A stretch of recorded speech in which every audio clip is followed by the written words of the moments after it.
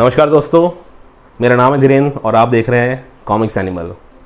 आशा करता हूं कि आप सभी लोग जहां कहीं भी हैं स्वस्थ हैं, मस्त हैं और कॉमिक्स लगातार पढ़ रहे हैं। सो दोस्तों, आज का ये जो एपिसोड है ये हमारे साक्षात्कार सेक्शन का चौथा एपिसोड है और आज जो हमारे मेहमान हैं वो युवा पीढ़ी को काफ़ी भाते हैं। बुलसाई प्रेस के पब्लिशर और एडिटर रविराज आहूजा से हम आज मुलाकात करेंगे। आइए रवि भाई, बहुत बहुत स्वागत है आपका कॉमिक्स एनिमल पर। Thank you so much Dhirendra ji. तो रवि भाई, सबसे पहले तो बहुत बहुत शुक्रिया, आपने आज वक्त निकाला कॉमिक्स एनिमल के लिए। थैंक्स यू कि आप आए, आपने अपना टाइम निकाला और मुझे आपकी वीडियोस का हिस्सा बनने का मौका मिला। अरे बहुत बहुत शुक्रिया, मतलब मुझे तो खैर आना ही था, but anyway good that we have met up finally.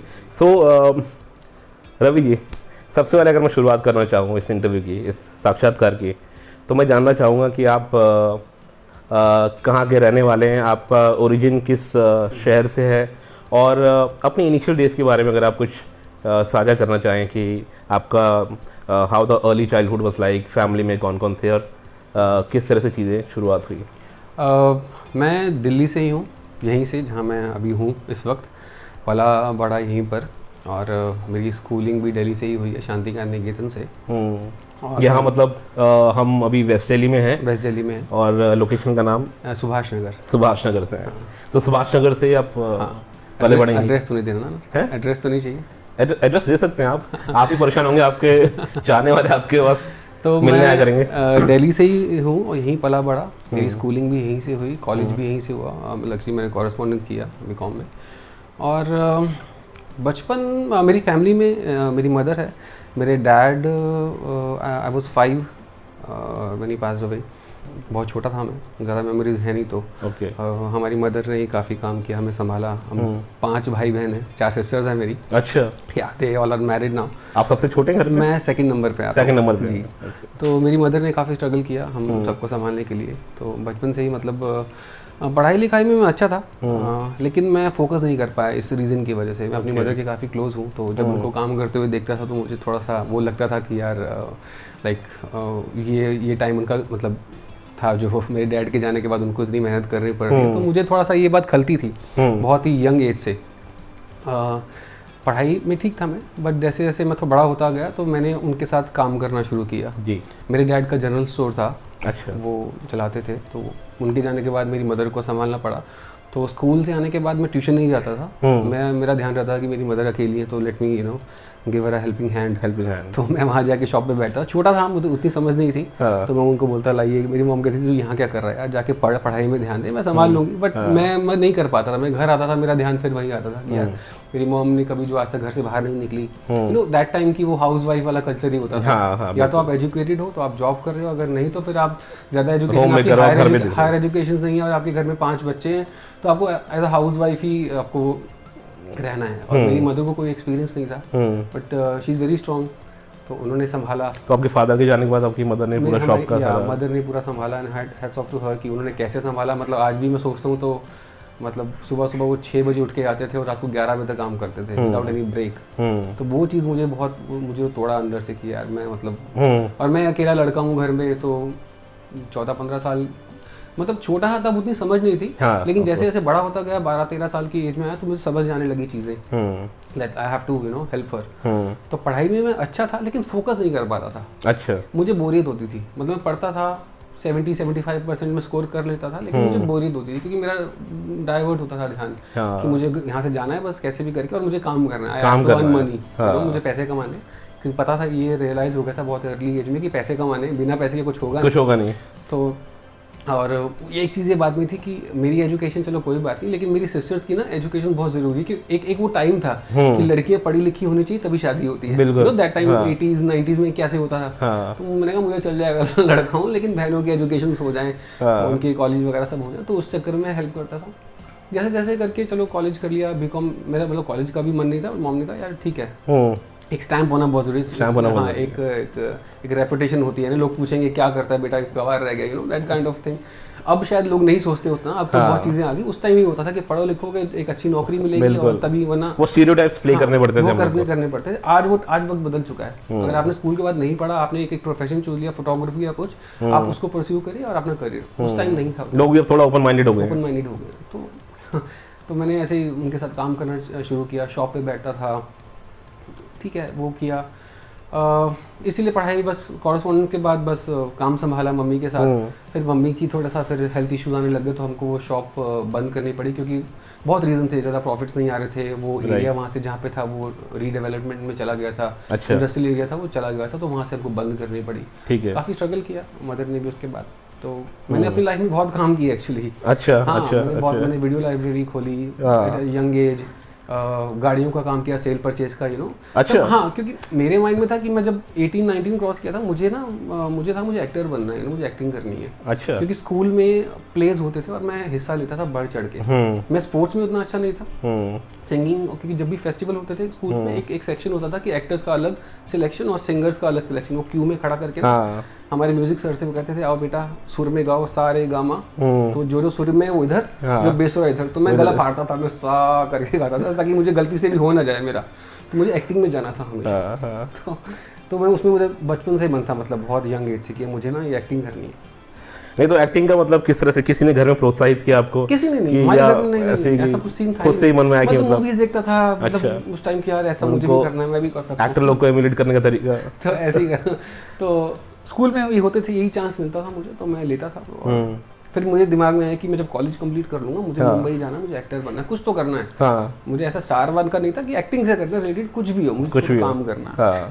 तब बोला मदर को कि यार पढ़ाई खत्म हो गई, अब मम्मी कहती है कि देख ले यार, अभी तू बॉम्बे चला जाएगा, एंड अभी मेरी किसी बहन की शादी नहीं हुई थी, तो कैसे करना है। तो मैं थोड़ा सा इमोशनल भी हूँ, तो फिर उस टाइम वो नहीं डिसीजन हो पाया कि मैं अभी घर छोड़ के स्ट्रगल करने मुंबई जाऊँ। पीछे मेरी मदर का मतलब फाइनेंशियली इतना स्ट्रांग नहीं है।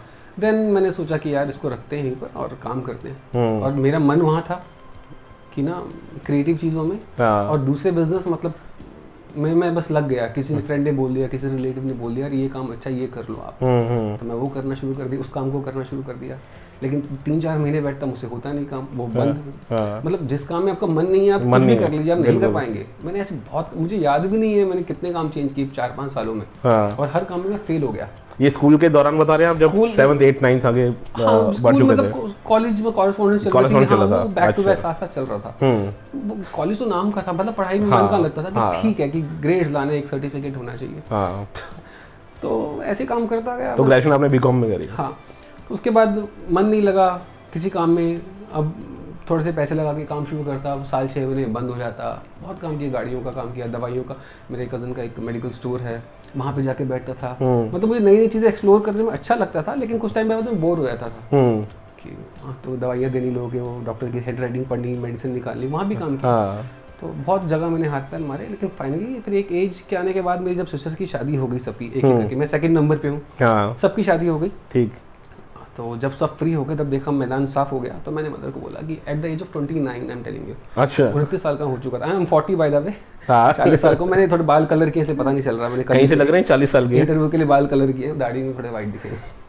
तो मैंने कहा कि अब मुझे जाना है, एंड मॉम इज लाइक कि ओके जस्ट निकल जा। थोड़ा फिर रिस्पांसिबिलिटीज भी कम हो गई थी। और मेरी मॉम ना बहुत कूल है, उन्होंने कभी मुझ पर प्रेशर नहीं डाला कि तुझे यही करना है, होती ना मदर की भाई नहीं ये करना है तो करना, इमोशनली कभी, लेकिन मैं खुद ही अटैच था उनके साथ, रिस्पॉन्सिबिलिटी समझता था, तो मैं कर पाया। मदर ने कहा ठीक है यार, अभी ठीक है तू जा, अब सब फ्री हो गए, मुझे ऐसी कोई टेंशन नहीं है, जो करना है अब तू फाइनली कर ले, तेरे 8-9 साल खराब हो गए इन कामों के चक्कर में और मेहनत के, जैसे भी तैसे कर ले, परिवार के जिम्मेदारी निभाते हुए। 2009 में मेरी जो सबसे छोटी सिस्टर की शादी हुई थी, मुझे याद है, उसके 15 दिन के बाद मैं मुंबई चला गया था। दिस वाज मार्च 2009 में। उसकी फरवरी में शादी हुई थी, 22 या 23 तारीख, अच्छा मुझे एकदम याद नहीं है, हाँ 22-23 तारीख थी, और मैं मार्च 8 या 9 को मैं निकल गया था 2009 में मुंबई के लिए।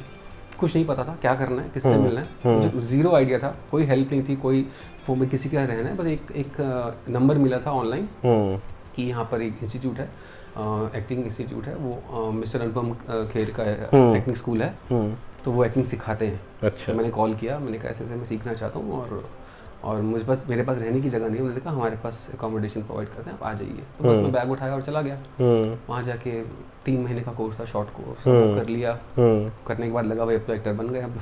लेकिन ऐसा होता नहीं है एक्टिंग में, मतलब जब तक आप कैमरा फेस नहीं करते, आप ऑडिशन नहीं देते, वो आपका रियल सफ़र शुरू होता है, वो आपकी रियल क्लासेस होती है। 3 महीने करने के बाद मैं वापस आया, ब्रेक लेने के बाद 1 महीना रुका और मैंने कहा भाई एक्टिंग सीख चुका हूँ, अब वापस जाना है। वहाँ पे फिर एक पेइंग गेस्ट एक रेंट पे लिया, 3000 रुपये देता था, बेड पे सोने की जगह मिलती थी सिर्फ। अच्छा, तो मुंबई तो मशहूर है उस। हाँ, तो वो जाके वो पहले 2009 के मिड में मेरा स्ट्रगल शुरू हो गया, ज़बरदस्त वाला। मतलब ऐसा स्ट्रगल कि पता ही नहीं क्या करना है, घर बैठे हुए वेट कर रहे हैं कि कॉल आएगा किसी के पास। 2-4 स्टूडियोज में चले गए, अपना पोर्टफोलियो बना लिया, यू नो पोस्ट टाइप, वो बड़ा क्लीशे सा पोर्टफोलियो होता है कि आप ऐसे खड़े हो पोज मार के और गन लेके वो लेफ्ट राइट प्रोफाइल दिखाया, डिफरेंट पोज मारे, तो चले गए। उसके बाद स्टूडियोज में जाके अपनी पिक्चर्स दे दी कि सर एक्टर हैं, एक्टिंग की है। 3 महीने का कोर्स था, हम अपने आप को बहुत बड़े एक्टर समझते थे करके, वो बाद में सब निकल गया। तो ऐसे ऐसे गए बड़े बड़े प्रोडक्शन हाउस में, तो पता नहीं था कि एग्जैक्टली कहाँ जाना है। जैसे मूवीज़ करनी थी उस टाइम तक कि फिल्में थी, तो कुछ नहीं, वो 1 साल ख़राब हुआ, बहुत स्ट्रगल किया, कुछ नहीं, मतलब पैसे ख़त्म हो गए, घर से मांगने पड़ते थे। शर्म भी आती थी कि यार अब 1 साल हो गए, पैसे मांग ली मम्मी से, बट मम्मी कहती थी ठीक है, लेकिन कब तक 1 साल के बाद काम नहीं मिला, तो मैं स्टार्टेड वर्किंग पिज़्ज़ा हट। अच्छा। अच्छा, मैंने अपने घर पे कभी नहीं बताया ये बात। अच्छा, अभी तक नहीं? अब तो शायद उनको पता है, बट उस टाइम नहीं बताया उस टाइम, क्योंकि वो नौबत आ गई थी कि मेरे पास खाने के लिए पैसे नहीं थे। हाँ। और मैं जिस पेइंग गेस्ट में रहता था वहाँ पे ना लोग ग्रुप में थे, वो ना वो ऑफर करते थे खाना, नाइस पीपल, वो पूछते थे कि आपने खाना खाया, तो कई बार ना बजट नहीं होता था एक टाइम खाने का, तो वो लोग पूछते थे कि खाना, मैं झूठ बोल रहा कि मैंने खा लिया। एंड देन जब वो लोग सोते थे तो उनके फ्रिज से जो बचा हुआ खाना है, I used to eat that. Then I realized कि यार ये it's high time, तो I have to work, but अब मेरी क्वालिफिकेशन उस तरह की नहीं थी कि मैं कोई किसी बड़ी कंपनी में जॉब करूं, और अगर मुझे कोई जॉब करनी है तो मुंबई में क्या कर रहा हूँ। हाँ, बिल्कुल, मुंबई में जो काम करने हैं वो यहाँ पे नहीं होगा। तो मेरा घर दिल्ली में, इससे अच्छा मैं अपने घर जाके करूँ। बिल्कुल, मेरा अपना घर है, मेरी मदर है, बट और ऐसा भी मुझे ऐसा जॉब ढूंढना था कि जहाँ पे मैं 5-6 घंटे शाम को रात को काम कर सकूँ, और दिन में ऑडिशन दे सकूँ। वही मेन पर्पस है ना, उसी के लिए तो मुंबई गए। अब ढूंढने बैठा, किसी ने कभी कैफे है, कॉफी डे है, रेस्टोरेंट है। देन पिज्जा हट में मेरा रूममेट था, उसका वो करता था वहाँ पे, तो उसने कहा मेरे साथ चल। उन्होंने एक फॉर्मल इंटरव्यू लिया, बहुत नॉर्मल था, कम्युनिकेशन स्किल देख रहे थे, उन्होंने देखे, तो सॉफ्ट स्किल्स के बेसिस पे मिल जाता है। 2-3 दिन की ट्रेनिंग होती है, फॉर्मेलिटी ट्रेनिंग होती है, वो हुई और मैं लग गया। मतलब एज अ सर्वर, क्लीनर और बिलिंग करना, सब मैं काम मैंने किया, गुड। पैसे आने शुरू हो गए, 2 महीने हुए थे, then I gave audition for this car brand Nissan Micra. अच्छा, मैं चला गया क्योंकि काफ़ी पहले ऑडिशन दिए भी थे, बट हुआ नहीं था। बट लेकिन अब आदत हो गई थी कि ऑडिशन देकर और भूल जाओ। पहले होता था कि यार ऑडिशन देके आए, फिर फोन देखते थे कब आएगा कॉल, सुबह शाम हो गई, कॉल नहीं आया। आप तो रूटीन टास्क हो गए, करो और भूल जाओ। इतने ऑडिशन दे गए थे, कुछ हुआ नहीं था, ऑडिशन का दरिया में डाल। बस जाते थे। बस पिज्जा हट में एक और था कि बस खाना मिलता था, खाने को फ्री में वहाँ पे, पैसे बचते थे रात को, तो इसलिए मैं करता था कि पिज्जा खाया और काम किया, घर आकर सो गए। पूरे दिन में वही मेरा एक अच्छा मील होता था, क्योंकि पैसे थे नहीं बैंक में और अभी सैलरी आई नहीं थी, तो दिन भर जैसे तैसे करके रात को वेट करता था। तो वो किया। उसके बाद मुझे कॉल आया एक दिन, मैंने एक ऑडिशन दिया था कार के लिए, तो कॉल आया कि आप जो फॉर्मेलिटीज थी कि शॉर्टलिस्ट हो गए, and will let you know in few hours. जो पैसे थे उन्होंने बताया कि आपको इतने, मैंने सुना भी नहीं कि पैसे कितने मिल रहे हैं, क्या मिल रहे हैं। मैंने कहा आई एम ऑन। तो फिर कॉल आया फाइनली कि यू आर लाइक फाइनलाइज, और हम इसके लिए इस दिन शूट करेंगे। अच्छा, ये निसान के हो? हाँ, निसान माइक्रा का। तो आई वॉज वेरी हैप्पी। मैंने कॉल किया, उनको सब बड़े खुश थे कि चल यार 1 साल के बाद, 1-1.25 साल के बाद कुछ हो गया, कुछ होप दिख रही है। लेकिन तब भी चीज़ें उतनी आसान नहीं थी। मैंने वो ऐड शूट किया, जॉब क्विट कर दिया, कुछ रीजंस की वजह से, कुछ इश्यूज हो गए थे मैनेजर के साथ, तो मैंने जॉब क्विट कर दिया। कि उस वक्त लगता है कि यार अब तो काम मिल गया, अब तो टीवी पे आएंगे और स्टार बस अब तो लाइन लगेगी। फिर 3-4-6 महीने कुछ काम नहीं, वो जो पैसे आए थे वो तो खत्म हो गए 1 महीने में। फिर ऑडिशन दे रहे हैं, बट फिर अगला 6-7 महीने थोड़े स्ट्रगल के रहे और मिलना शुरू किया और बाहर जाना शुरू किया।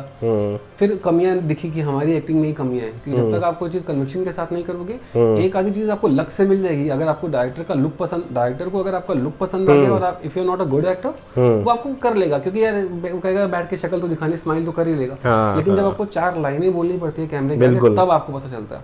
तब रियलाइज हुआ कि वो 3 महीने जो मेरी एक्टिंग के थे, वो मैंने बस बेसिक सीखा है।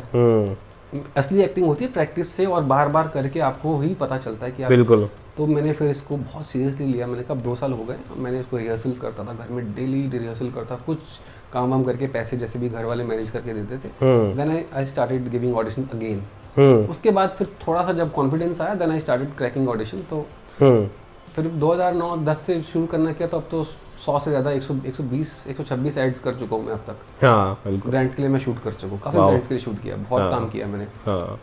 तो उसी दौरान मैं आई थिंक आप पूछना चाहते हैं, मैं ब्रेक ले लूँ, मैं बोलता जा रहा हूँ। आप क्वेश्चन करेंगे?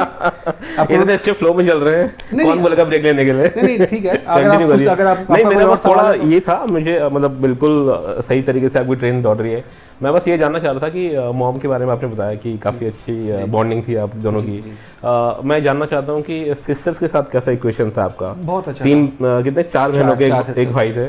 सो किस तरह से, मतलब अब देखो आप बिल्कुल छोटे भी नहीं थे कि मैं ये कहूँ कि वो आपको पैम्पर करके रखते थे, बट स्टिल मतलब अब 4 बहनों के एक भाई है, तो कैसा रवैया रहता था उनका पैम्पर तो नहीं किया। मेरी सबसे बड़ी सिस्टर मुझे बहुत मारती थी। अरे वाह। जब छोटा था ना मैं, मतलब कि मैं शरारती था। लाइक बच्चे होते हैं, पापा के जाने के बाद जैसे मम्मी चली गई काम पे, शॉप पे, हम लोग भाई बहन, कुछ मोबाइल फोन तो होते नहीं थे, एंटरटेनमेंट क्या होता था, एक दूसरे की टांग खींचना। तो वो लड़ाई भी किया था मैं, मतलब मैं छोटी बहनों को मारता था, मारना भी, बाल खींच दिए, हरकतें करती, उससे पता नहीं था कि यार सही है गलत है। बड़ी बहनें की डंडा पिटाई करती थी, लेकिन ओवरऑल मतलब वो अच्छी थी हमारी बॉन्ड, आज भी अच्छी है, आज भी काफी अच्छी है। सब आसपास ही रहते हैं, ज़्यादा दूर नहीं है, सब आसपास ही है, एक दूसरे के टच में मिलते हैं, आना जाना बराबर। अभी भी रक्षाबंधन गया, वी हैड अ ब्लास्ट, बहुत अच्छा। वो आए थे, हम लोग पूरा दिन साथ में स्पेंड करते हैं, ताकि मिलना होता है, सब अच्छे हैं, सब अपनी फैमिली बहुत खुश हैं, सबकी फैमिलीज बन गई हैं, बहुत खुश हैं। राइट। सो मुंबई में जो ये coming back to the your struggling days, जो आपको एड फिल्म्स जब मिलना शुरू हो गए थे वहाँ पे, so was it a smooth work afterwards? मतलब जैसे आपने बोला कि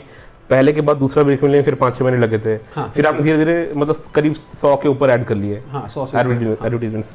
सो मतलब वो जो पूरा काम थे बराबर एट रेगुलर इंटरवल्स आपको मिलता रहा, या बीच में फिर कुछ एक नहीं? उसके बाद नहीं आया। पहले 6 महीने का ब्रेक है, उसके बाद ऐसा होता था कि मैं 2 महीने 3 महीने 2 महीने में एक मिल जाता था। एक होप होती कि मिल रहा है। फिर एक टाइम और ऐसा आया उसके 1 साल के बाद कि मैं 1 महीने में 3 प्रोजेक्ट करता था बैक टू बैक। क्योंकि फिर आप एक बार वो आप एक फ्लो बन जाता है, आपका नेटवर्क बन जाता है, आपका नेटवर्क बन गया, कास्टिंग पोर्टफोलियो बन जाता है, कास्टिंग डायरेक्टर को अपने फेथ हो गया, इसने इतना काम किया है, तो मैं इसको बुला के अपनी इसकी वीडियो, क्योंकि क्या होता है कि आप अभी कोविड से पहले ओपन ऑडिशन होते थे। ओपन ऑडिशन मींस कि एक एरिया है आराम नगर मुंबई में, जहाँ स्टूडियोज है, वो फेमस है, वहाँ डेली ऑडिशन होते हैं। तो कास्टिंग डायरेक्टर के यहाँ वॉक-इन्स होते हैं, they put a this slip कि this is a brand, this is the requirement, age group, Okay. So if you are fit, you just meet us. We'll have a look at you. और अगर होते हैं तो आप आइए। तो वो बहुत अच्छा हो गया था कि मैं जाता था तो वो रिकॉग्नाइज करते थे कि यार I saw you in that ad, just come inside. तो मेरे पास एक अपर हैंड होता था, और काफी एक्टर्स भी थे जो काम करते थे अच्छे, मैं अकेला नहीं था, लेकिन बहुत ऐसे नए लोग भी थे जो अभी आए हैं और इनको बिल्कुल भी कोई एक्सपोजर नहीं है। तो फिर वो प्रेफर करते थे कि एटलीस्ट कास्टिंग डायरेक्टर के ऊपर ना एक जिम्मेदारी होती है, बिल्कुल प्रेशर होता है कि हमको एक अच्छा एक्टर देना है, डायरेक्टर को, और ट्राइड एंड टेस्टेड कोई हो, ऐसा नहीं कि मतलब फाइनलाइज करने के बाद कुछ 15-20 ऐड हो गई थी, तो एड्स कर ली थी, तो मेरा एक अपर हैंड हो गया था। जो भीड़ होती थी, भीड़ में जैसे 50 लोग खड़े, तो उसमें जो 5-7 एक्सपीरियंस लोग हैं, मैं उसमें मुझे मिल जाता था। तो जब मौका मिलता था ऑडिशन देने का, तो चांस अपने आप बढ़ता है। सबसे बड़ी बात ये होती थी कि नए लोगों को ऑडिशन दे ही नहीं पाते थे। आप गए, अब उनकी लिमिट 20 लोगों की ऑडिशन लेने की, आज की 100 लोग खड़े हैं, उनको 20 लोग कैसे चूज करेंगे? तो आप बहुत लकी हो, आपका लुक एकदम ऐसा है कि जा रहा है इस कैरेक्टर में, आपको ले लेंगे। ग्रीक गॉड या मतलब सूट कर रहा हो, कैरेक्टर को फिट पर्टिकुलर ब्रीफ में सूट कर रहा हो, तो वो ले लेंगे। या तो फिर आपका चेहरा उस वक्त इतना फेमस हो, टीवी पे चल रहा हो कि उनको याद हो कि इस बंदे ने इतना काम किया, तो लाइक वो अच्छा एक्टर है, उसको एक चांस देते हैं। तो वहां से जो मेरे स्ट्रगल के शुरू के 1-1.5 साल के छोटा मोटा काम था ना, वो मुझे बहुत फायदा मिला उसकी वजह से। अच्छा, तो वहां से वो स्पीड अप हो गया, क्योंकि क्या है कि जितना आपके पास काम हो तो आपको हेल्प मिलता है। आज भी शायद मैंने अभी पिछले लास्ट एड मैंने जोमेटो का शूट किया था लास्ट ईयर इन गोवा। अच्छा, दिल्ली से यहीं से गया था मैं। मैं खुद काम कम कर पा रहा हूँ क्योंकि अभी दूसरी चीजों में इन्वॉल्व हो गया हूँ, और मुंबई में इस वक्त हूँ नहीं मैं। अभी भी मुझे रेगुलर मैसेज आते हैं, लेकिन वो कहते हैं कि but the condition is that they are looking for a Mumbai actor. Because क्या है कि ट्रैवलिंग कॉस्ट, होटल कॉस्ट, थोड़ा आजकल क्रॉस कटिंग करनी पड़ती है, तो वो उतना पैसा, और कभी भी रिक्वायरमेंट आती है तो यू कैन बी कॉल्ड, कि आपको उनको भाई कल मिलके डायरेक्टर को आपसे फेस टू फेस है। तो दिल्ली से मैं सिर्फ टिकट बुक करा के डायरेक्टर से मिलने थोड़ा जाऊंगा अगर काम नहीं बना तो इसलिए थोड़ा सा वो अभी कम है, but in future obviously I will go back and start that. So अभी ये क्या मतलब जो you are back in Delhi Covid के बाद आप जो यहाँ पे है, तो ये क्या स्टॉप गैप अरेंजमेंट है या अभी आप दिल्ली में अभी ऐसा रहेंगे? कुछ डिसाइड नहीं किया। अच्छा। मुंबई में था तो कोविड जब हिट किया तो सब कुछ बहुत अच्छा चल रहा था। हाँ। मैंने वहाँ पे अपना रेस्टोरेंट खोला। बिल्कुल, और वो इसके बारे में सुना मैंने पहले भी। हाँ। अच्छा तो मैंने अपना रेस्टोरेंट खोला क्योंकि एड्स का जो चल रहा था वो मेरे पास बहुत टाइम था। अच्छा। मतलब टाइम होता था कि मैंने महीने में 2 ऐड किए तो 2 दिन का काम किया। बाकी कभी ऑडिशन हफ्ते में 3-4 बार, मेरे पास बहुत टाइम होता था। राइट। मैं क्या करूं, मतलब ठीक है पैसा आ रहा है, I am earning good money 2 दिन के काम से, बट मैं क्या करूं। तो कॉमिक्स पढ़ना भी शुरू किया बीच में, फेसबुक पे देखा ग्रुप्स आए हैं, होलिका एंड स्पीच बबल आते थे कुछ, स्पीच बबल करके एक पब्लिकेशन था, याली भी शायद मुझे तभी दिखा था दकारे में। अच्छा। तो मैंने वो पढ़ना शुरू किया तो मुझे इंटरेस्ट आया, वो कॉमिक में फिर से मेरा कम बैक हो गया। अच्छा। मतलब ये बात शायद रहेगी, मैंने बताया नहीं कि मैं टॉकिंग ऑफ कॉमिक्स तो थोड़ा सिलसिलेवार तरीके से चलते हैं। Okay. मतलब let's go back to your childhood. Sure. सबसे पहले आपको ये कॉमिक्स के कीड़े ने या भूत ने कब पकड़ा, कब काटा आपको, तो वो पहले बताइए, क्योंकि फिर ये तो फिर दूसरी जर्नी होगी ना वापस पकड़ने वाली। हाँ। कॉमिक का कीड़ा तो ऐसे नॉर्थ दिल्ली में तो कॉमिक बहुत इजीली मिलती थी। दिल्ली साइड में, नॉर्थ में तो मिलती थी क्योंकि राज कॉमिक्स का बहुत ही बड़ा नेटवर्क था, सब दिल्ली में ही है, आसपास है, तो हर जगह मिलती थी। मेरा इंट्रोडक्शन हुआ कॉमिक्स से, आई थिंक मैं कुछ 6-7 साल का रहा हूँगा, मुझे एग्जैक्टली याद नहीं है, यही एज रही होगी। पड़ोस के जब बच्चे हम लोग बाहर गेम खेलते थे, मतलब क्रिकेट खेलना या कुछ भी गेम खेलना बाहर, तो एक बच्चा पढ़ रहा था बैठ के। मुझे ये भी याद नहीं कि कौन सी कॉमिक थी, शायद वो कोई राजा रानी की कहानी थी कुछ। तो मेरे लिए पहला एक्सपीरियंस था, मैंने उससे बोला कि दिया नहीं, शुरू में बच्चे बहुत मतलब होते हैं अपनी चीज़ के लिए नहीं, बट मैंने जस्ट देख लिया और मुझे इंटरेस्ट आया, तो मैंने पूछा कि कहाँ से लिया तूने।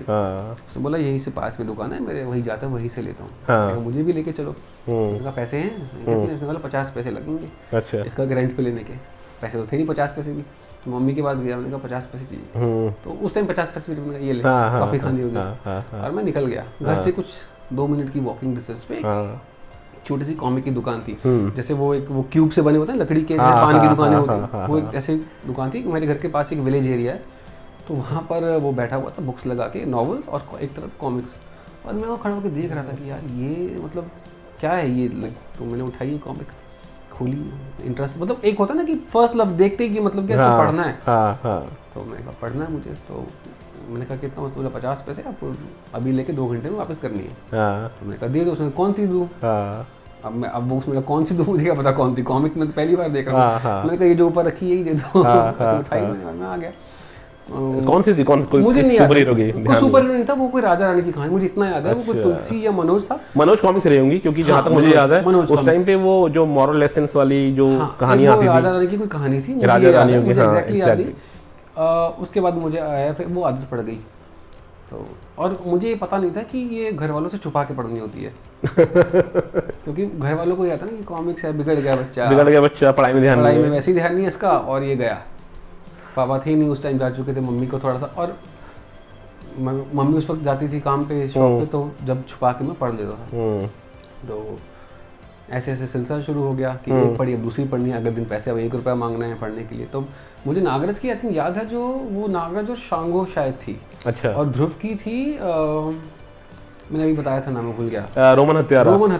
तो हाँ, वो जो हाथी का सीन, वो जो पंच मार रहा है हाथी को, ऐसा कवर में, वो था। वो कवर्स बहुत अट्रैक्टिव थे कि यार ये मतलब बस वहाँ से नागराज और ध्रुव का फैन बन गया कि यार ये अब आएगा मज़ा। तो बस वो डेली मेरा एक चक्कर होता था कि 2 कॉमिक्स तो पढ़नी है कैसे भी करके। तो ये सिलसिला मतलब किस उम्र से शुरू हुआ, छोटे में, और कब तक आप सक्सेसफुली मतलब रेगुलरली पढ़ पाए, और कब छूट गया? ये 7 से 8 साल की उम्र से शुरू हुआ। और 16 साल तक तो चला। अच्छा, हाई स्कूल के तक मतलब आप चला कॉमिक। ये मुझे याद है कि आत्मा के चोर वगैरह का लास्ट टाइम था, मुझे याद है ये कॉमिक आती थी, आत्मा के चोर, मुझे याद है। तो हमारे एक रिलेटिव आते थे हमारे घर पे, और पापा के फ्रेंड थे, तो उस टाइम आते थे, तो वो अपनी गाड़ी से आते थे, और वो ना मतलब कहते थे चल मैं तुझे मार्केट लेके जाऊँ, बच्चों को लेके जाते, तो मुझे कॉमिक का शौक था, तो मैं उनका लटक लेता था गाड़ी, चलो। और जैसे यहाँ पे घर के बाद स्टेशनरी वो वाली दुकान जो थी जहाँ से मैंने शुरू की, वो तो कुछ सालों बाद बंद हो गई, वहाँ पे रही। कुछ स्टोर्स थे जहाँ पे वो डालते थे, नया सेट आता था, तो वहाँ पे मुझे लेकर गए, तो मुझे ना 50 रुपए का नोट देते कि जो खरीदना खरीद ले। और 50 रुपए उस टाइम मतलब सुपर रिच, मतलब हम तो यार अमीर। तो मैं जाता था, वो आत्मा के चोर 15-16 रुपए की थी। और साथ में दूसरी 6 रुपए वाली कॉमिक भी। हाँ हाँ तो मैं उसको देता था और मैंने कहा इसमें जी ना जितनी आती दे दो सारी। पहले मैं वो ध्रुव की कॉमिक्स और सब एक दिन का राजा। हाँ वो, और वापस जाके वो शायद अंकल एक्सपेक्ट करते होंगे कि ये ना शरीफ बच्चा ये 15-20 रुपए खर्चेगा और बाकी वापस ले आएगा। मैं पूरे 50 रुपए कॉमिक लेके आता था कि यार ये लो। तो अंकल भी शक्ल देखते थे कि ये देख रहे हैं कि मतलब क्या। तो मैंने कहा ये 15, ये 6 रुपए, ये पूरा कैलकुलेशन, ये 48 रुपीज़ है, 2 रुपये बचे। कहते मेरा टॉफ़ी खा ले इसकी। तो ऐसा रहा उन्होंने कई बार हेल्प की। तो मुझे ये आत्मा के चोर तक मुझे याद है। शायद मे भी कुछ 1-2 मुझे ये क्लियर याद है। वो था मेरा लास्ट सेट। तब तक मैंने पढ़ी है वो कॉमिक। रेगुलर सेट आते थे बीच बीच में, मतलब जब हुआ तो पैसे लेके तब 25-30 रुपए का सेट आता था तो मैं लेता था, रेगुलर लेता था मैं। मतलब एडवांस दिया है, एडवांस में सेट आने वाला, आप पैसे जमा करा दो, क्योंकि बच्चे मंगा लेते हैं और मैं लेते नहीं है। और तो हम एडवांस देते थे, मतलब पूरे महीना जोड़ के 1-1 रुपया जोड़ के सिस्टर से मांग के उसकी पॉकेट मनी छीन के, कुछ मम्मी ने पॉकेट में कहीं छुपा के रखे, बेड के नीचे 1 रुपया छुपा लिया। मार पड़ती थी लेकिन अब क्या करें, पापी आंखों के लिए कुछ ना करना है, आंखों के लिए कुछ ना कुछ करना ही है भाई। तो ऐसा बहुत किया मतलब। तो आप अब जैसे अगर हम कट टू अगर हम मुंबई तरफ मूव करें, कोविड से ठीक पहले आपको इंडोर्समेंट्स मिलने लगे थे, एडवर्टीजमेंट्स मतलब प्रोजेक्ट्स मिलने लगे थे आपको, और आपने अपने 2 रेस्टोरेंट भी खोल दिए थे। हाँ, रेस्टोरेंट खोले। सो उसके बाद क्या ये मतलब कोविड पीरियड शुरू हुआ, तो उसके बाद का अगर हम हुआ कुछ क्या, जानना चाहें मैंने रेस्टोरेंट खोले मैंने, उसी दौरान कोविड से 6 महीने पहले मेरी शादी हो गई। Oh very good. हाँ, तो शादी हुई और सब ठीक चल रहा था, लेकिन कोविड आ गया। आपको पता ही है क्या हुआ सबके साथ।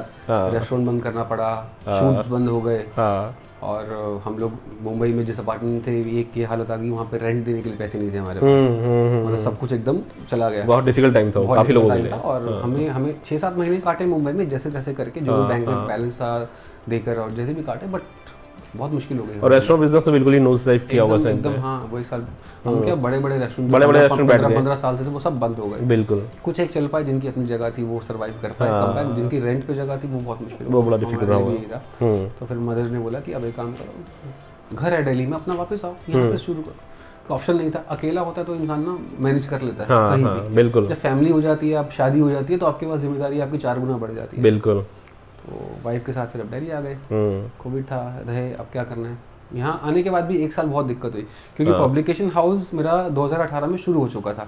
2018 में? हाँ, नवंबर के आसपास 5-6 कॉमिक्स आ चुकी थी। Zalim Manjha was the last comic pre Covid, वो जो लॉकडाउन से पहले आए थे। उसके बाद जो भी प्रोजेक्ट था, मेरे पास पैसे नहीं आर्टिस्ट को देने के लिए, लेकिन तो आपने उस टाइम पे जब आपका थोड़ा टाइम रहता था हाथ में, आपने रेस्टोरेंट भी शुरू कर दिया था और पब्लिशिंग हाउस के बारे में भी शुरू कर दिया था। इसलिए क्या था कि शुरू करना था, लेकिन जब 1-2 पब्लिशर से मिला, उन्होंने कहा कि यार अब शुरू कर सकते हो, पैसा है बट 5 साल तक कुछ मिलेगा नहीं इसमें। और वो था, तो मुझे थोड़ा डर लगा कि यार तो क्या मुझे पैशन है, शुरू करना है कॉमिक्स में, लेकिन मुझे ऐसा नहीं करना है कि मैं ऐसा कोई बिजनेस शुरू करूं कि 5 साल तक अपनी कमाई लगा दूं और कुछ आएगा फिर आगे रुक जाएगा। तो मैंने इसीलिए रेस्टोरेंट खोला कि एक अच्छा बिजनेस है, थोड़े टाइम बाद रिटर्न आएगी, तो उस पैसे से वहाँ लगा सकता हूँ मैं कॉमिक शुरू। तो वही प्लान था और वो हुआ भी।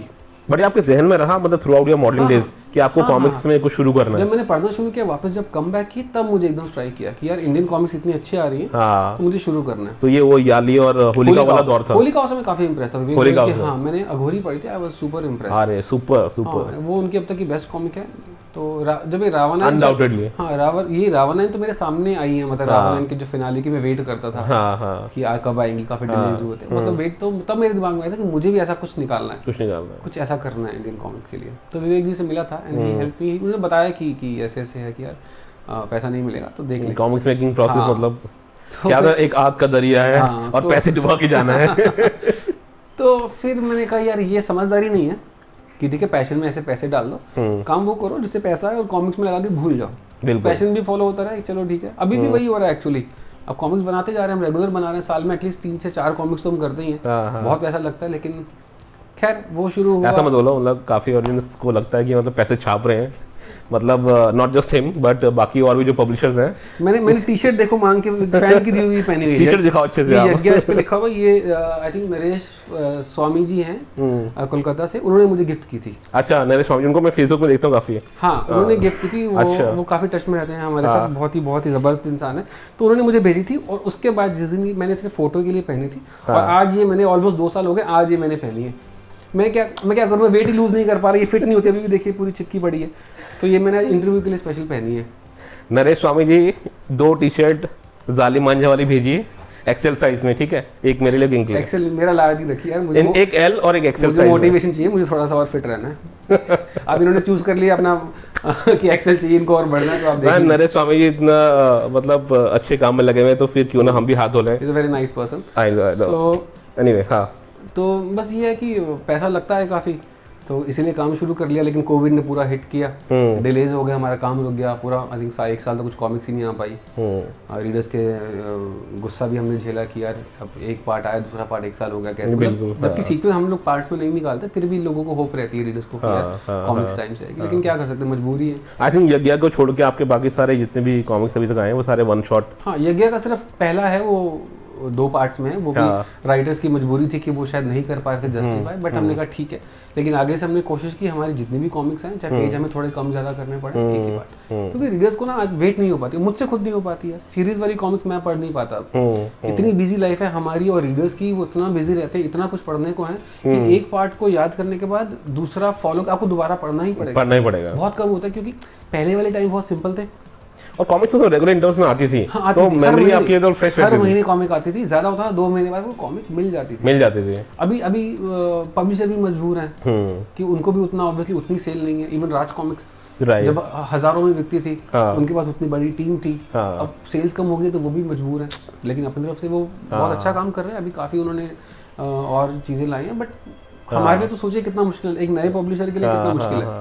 नहीं, but I must tell you, देखिए आपके पब्लिकेशन के तहत काफ़ी कॉमिक्सें आई हैं, and I will be very frank with you, बाकियों का मुझे पता नहीं, बट आदिरा मोही, ड्रैकुला और जालिम मांझा, ये मैंने पढ़ी हुई है और काफ़ी इन्जॉय किया। आई like the art work, I like the flow of the words, कहानी जिस तरह से प्रोग्रेस कर रही है। सो एक new age publishing house, comics publishing house से जो चीज़ें हम एक्सपेक्ट करते हैं, अगर मैं इंडिविजुअल लेवल पे कहूँ तो मुझे वो सब चीज़ें से मिली। और मैं एक्सपेक्ट करता हूँ कि ऐसी चीज़ें आगे भी आती रहेंगी, बिल्कुल आती रहेंगी। अच्छी बात यह है कि आपका मतलब आपकी वाली तो सारी कलेक्शन मेरी कंप्लीट है, but I need to read them also. बाकी भी पढ़ूंगा, द लास्ट रिडेम्पशन मैंने भी शुरू भी नहीं, मतलब कल रात को ही पढ़ने बैठा था, तो वो पढ़नी है। बट और आपका राज रहमान करके नए किरदार भी आने वाले हैं। हाँ, वो आने वाले हैं, बस उसका आज तारीख है 21 अगस्त, 21 अगस्त। हाँ, आज 21 अगस्त है जब हम ये इंटरव्यू शूट कर रहे हैं, और आज शाम को 7 बजे ही प्री ऑर्डर लग जाएगा। और बस, और प्री ऑर्डर लगने के हमारी कोशिश रहती है कि हम 15 दिन के अंदर कॉमिक निकाल दें। देखिए, मैं एक्चुअली सोच रहा था कि मैं आज ऑर्डर ना लगाऊं, क्योंकि अभी 4-5 दिन का काम बाकी है, और 10 से 12 दिन प्रिंटर लेगा। ठीक है। और मैं चाहूँ तो 5 दिन डिले करके सॉरी बोली कर सकता हूँ, और 10 दिन में कॉमिक दे सकता हूँ, क्योंकि प्री ऑर्डर से उतना पैसा आता नहीं है जितना लोगों को लगता है कि बहुत पैसा आता है। हमें बस एक सपोर्ट मिल जाता है कि उसको देने के लिए, बाकी पैसा हमको ही करना है। सुन लीजिए बाकी पैसा हमको अपनी जेब से ही लगाना है। जिनको लगता है कि प्री ऑर्डर से इतने ऑर्डर आएंगे कि आपको लाख रुपए इकट्ठा हो जाएगा और आप प्रिंटर के आप पैसे हम रख के और 10 दिन में, नहीं आता। जो पैसा आता है, आजकल रीडर्स भी आजकल प्री ऑर्डर भी बहुत कम हो गए हैं। बिल्कुल, कुछ एक लोग करते हैं, नहीं करते, मतलब। और सेलर्स आजकल ना थोड़ा सा मतलब रीडर लोग भी थोड़े स्मार्ट हो गए, वो कहते हैं पहले ये सेलर्स के पास अवेलेबल होने दीजिए, फिर हम डायरेक्टली ले लेते हैं। जब सेलर्स नहीं थे, सेलर्स से पहले जब हम लोग अपनी वेबसाइट से करते तब एक डिसेंट अमाउंट का प्री ऑर्डर हमको आता था और हेल्प मिलती थी। अब नहीं है वो, अब नहीं है, क्योंकि मेरे एक मित्र पब्लिशर हैं, उन्होंने तो, मैं नाम नहीं लूंगा, उन्होंने सोचा था कि मैं प्री ऑर्डर नहीं लगाऊंगा, मैं डायरेक्ट लॉन्च करूंगा, बट कुछ चीजें नहीं बैठी। उनको था कि क्योंकि उनको सेलर की नाराजगी झेलनी पड़ती है फिर, क्योंकि वो कहते हैं अगर प्री ऑर्डर नहीं लगा डायरेक्ट लाएंगे तो हमारे में इश्यूज हो जाएंगे कि हमको पता नहीं चलेगा कि एंटिसिपेशन सही नहीं बैठेगी कि कितने सेलर्स का। बिल्कुल, तो ये तो रिस्पांस कैसा रहेगा, बैकआउट उन्होंने मुझे बोला, और मैं भी यही सोच रहा था कि प्री ऑर्डर नहीं लगाता। लेकिन क्या है ना, अब सेलर्स बहुत अच्छे हैं आजकल, जो आगे बहुत हेल्पफुल हैं, और उनकी वजह से हमें काफ़ी काम मिला है। आपकी अगर मैं व्यक्तिगत राय लूँ तो क्या आपको लगता है कि प्री ऑर्डर्स लगा के चीज़ें शुरुआत करना एक सही डिसीजन होता है, या आप क्या चीज़ मतलब ठीक मानते हैं? बिजनेस सेंस के हिसाब से, बिजनेस सेंस के हिसाब से ठीक है, लेकिन अगर आप प्री ऑर्डर लगाने के बाद कॉमिक्स को 15 या मैक्सिमम 3 हफ्ते 20 दिन में अगर आप दे देते हैं तो it's a good thing. But अगर मेरे हिसाब से कि यही होना चाहिए कि अगर प्री ऑर्डर लगाया तो एक डेफिनेट पीरियड ऑफ टाइम में आपको वो कॉमिक्स पहुंचा देनी चाहिए। लेकिन कुछ लोग बोलते हैं, अब जैसे अब जो हमारे पुराने पब्लिशर्स हैं अभी दो, लेकिन आपको पता है क्या चल रहा है सीन, उसकी वजह से वो भी मजबूर हैं, उनकी गलती नहीं है। बट ये आप, क्योंकि आप इस साइड आके देखिए, आप काउंटर के इस साइड आके देखिए, as a consumer, as a customer, reader आप देख रहे हैं, लेकिन आप हमारी तरफ आके देखिए, क्रिएटिव डिसीजंस, बिजनेस डिसीजन बहुत मुश्किल है। इतना हमें आसान लगता है कि हम प्री ऑर्डर लगाते हैं, कहते हैं हम दे देंगे, लेकिन ये प्रोसेस इतना आसान नहीं है। कॉमिक हमने अपनी तरफ से दे दी प्रिंट करके प्रिंटर को। कई बार होता है प्रिंटर कहता है हमारी इस मशीन में फॉल्ट आ गया, 15 दिन कुछ नहीं कर सकते, उसने आधा काम कर दिया, आप लटक गए। अब उस जो कॉमिक आपने 10 दिन में वादा किया था वो 1 महीने में आएगी। अब आप क्या जस्टिफिकेशन देंगे रीडर्स को? कुछ रीडर्स समझ जाएंगे लेकिन कुछ लोग नहीं समझते, अब आपको फिर गुस्सा झेलना पड़ता है। हम सॉरी बोल सकते हैं, उससे ज़्यादा क्या कर सकते हैं। तो राजरमान का ऑर्डर हम आज लगा रहे हैं। मेरा मन था कि मैं 5 दिन और रुकूं, बट मैंने कमिटमेंट की हुई थी और अब मेरी कोशिश है कि ऑर्डर लगाने के 15 से 20 दिन में रीडर्स के हाथ में कॉमिक आ जाए, 1 महीना ना जाए। क्योंकि लास्ट टाइम मुझे याद है जालिम मांझा भी हमने जब प्री ऑर्डर लगाया था, हमने 15 दिन में कॉमिक डिलीवर कर दिए। इस जब भी हमारा वही टारगेट है। हो सकता है 4-5 दिन और लग जाए, क्योंकि मेरे यहाँ से बुक गई प्रिंटर के पास, वो प्रिंटर के हाथ में, फिर प्रिंटर भगवान है। अगर उसने 10 दिन डिले कर दी हम कुछ नहीं कर पाएंगे, क्योंकि आधा काम करके उसने प्लेट्स बना के छोड़ दी। अब उसको बोल तो सकते नहीं हम कहीं और जा रहे हैं, एडवांस दे दिया हमने। But I must tell you, I mean दोस्तों, कर्टसी रवि भाई, मुझे कुछ पेजेस देखने को मिले राज रहमान के, और आई मस्ट टेल यू, मतलब जिस तरह से उसका आर्टवर्क हुआ है, जो डेप्थ है मतलब कैरेक्टर्स के फेशियल एक्सप्रेशंस में, तो मुझे काफ़ी प्रॉमिसिंग लग रही है। लेट्स सी, मतलब I am keeping everything crossed that I possibly can, कि कैसी निकल के आती है। सो एंटिसिपेशन मेरे एंड से भी काफ़ी ज़्यादा है। Let's see. मैंने काफ़ी मेहनत की है। अश्विन कलमाने का जो राइटिंग स्टाइल है वो बहुत डिफरेंट है। अधीरा मोदी जिस तरह उन्होंने लिखी है, मेरी फेवरेट है, 2nd एंड 3rd बुक खास करके। उनका राइटिंग स्टाइल बहुत डिफरेंट है और बहुत ही बढ़िया है। तो ये मेरा सजेशन था कि राज रहमान पे कुछ करते हैं। यज्ञा में जिन लोगों ने यज्ञा पढ़ रखी है उन्होंने देखा होगा, राज रहमान प्रज्ञा पराशर की ड्रीम्स में आते हैं, सिर्फ इमेजिनेशन में। तो तब से मेरा था शुरू, मुझे एक ख्याल था कि यार इनकी अपनी एक सीरीज़ होनी चाहिए। क्यों? क्योंकि अभी इंडिया में, अब शायद कुछ लोगों ने अनाउंस किया, बट तब तक जब मैंने सोचा था इंडिया में डिटेक्टिव सीरीज नहीं आ रही थी। लाइक ब्योमकेश बख्शी की आती थी जोड़ी में केस सॉल्व करना, ओल्ड स्टाइल में 80s और 90s के टाइम में, जब कोई टेक्नोलॉजी, कोई सेलुलर फोन कुछ नहीं होता था, तब वो टाइम मुझे देखना था। तो वो मैंने अश्विन के साथ डिस्कस किया, ही लाइक द आइडिया कि करते हैं। जब स्क्रिप्ट आई तो मुझे अच्छा लगा, और अब जब मैं उस पर लेटरिंग करने बैठा तब मुझे पूरा समझ में आया कि क्या होता है कि आप स्क्रिप्ट पढ़ते हैं, कुछ चीज़ें आप भी इमेजिन नहीं कर पाते, लेकिन जब आर्ट वर्क बन के आया, कलरिंग हुई, जब मैं लेटरिंग करने बैठा तो मैंने आई मैसेज अश्विन, अभी 2 दिन पहले मेरी उससे बात हो रही थी, तो मैंने लेटरिंग खत्म करके भेजा। मैंने कहा Ashwin, let me tell you, I love the script. वो मुझे अब रियलाइज हुआ कि इतनी बढ़िया कॉमिक बनी है। मुझे आर्टवर्क और स्क्रिप्ट पढ़ते वक्त मुझे नहीं हुआ, क्योंकि आप डिस्ट्रैक्टेड होते हैं, आप वो नहीं कर पाते। लेकिन जब ये पूरा प्रोडक्ट आ गया ना मेरे सामने, मैंने वो पेजेस दीप जॉय को भेजे जिसने वो किया, and Deep Joy was like कि भैया मुझे लग रहा था कि मैंने जो आर्टवर्क बनाया ना वो जस्टिफाई नहीं करेगा कलरिंग के। लेकिन जब मैंने इस पे लेटरिंग देखी ना, ये पूरा प्रोडक्ट देखा, मैंने इसको पढ़ा बैठ के, मुझे मजा आ गया कि हमने वो फील दिया कि रीडर जब पढ़ने बैठेगा वो 90s में चला जाएगा।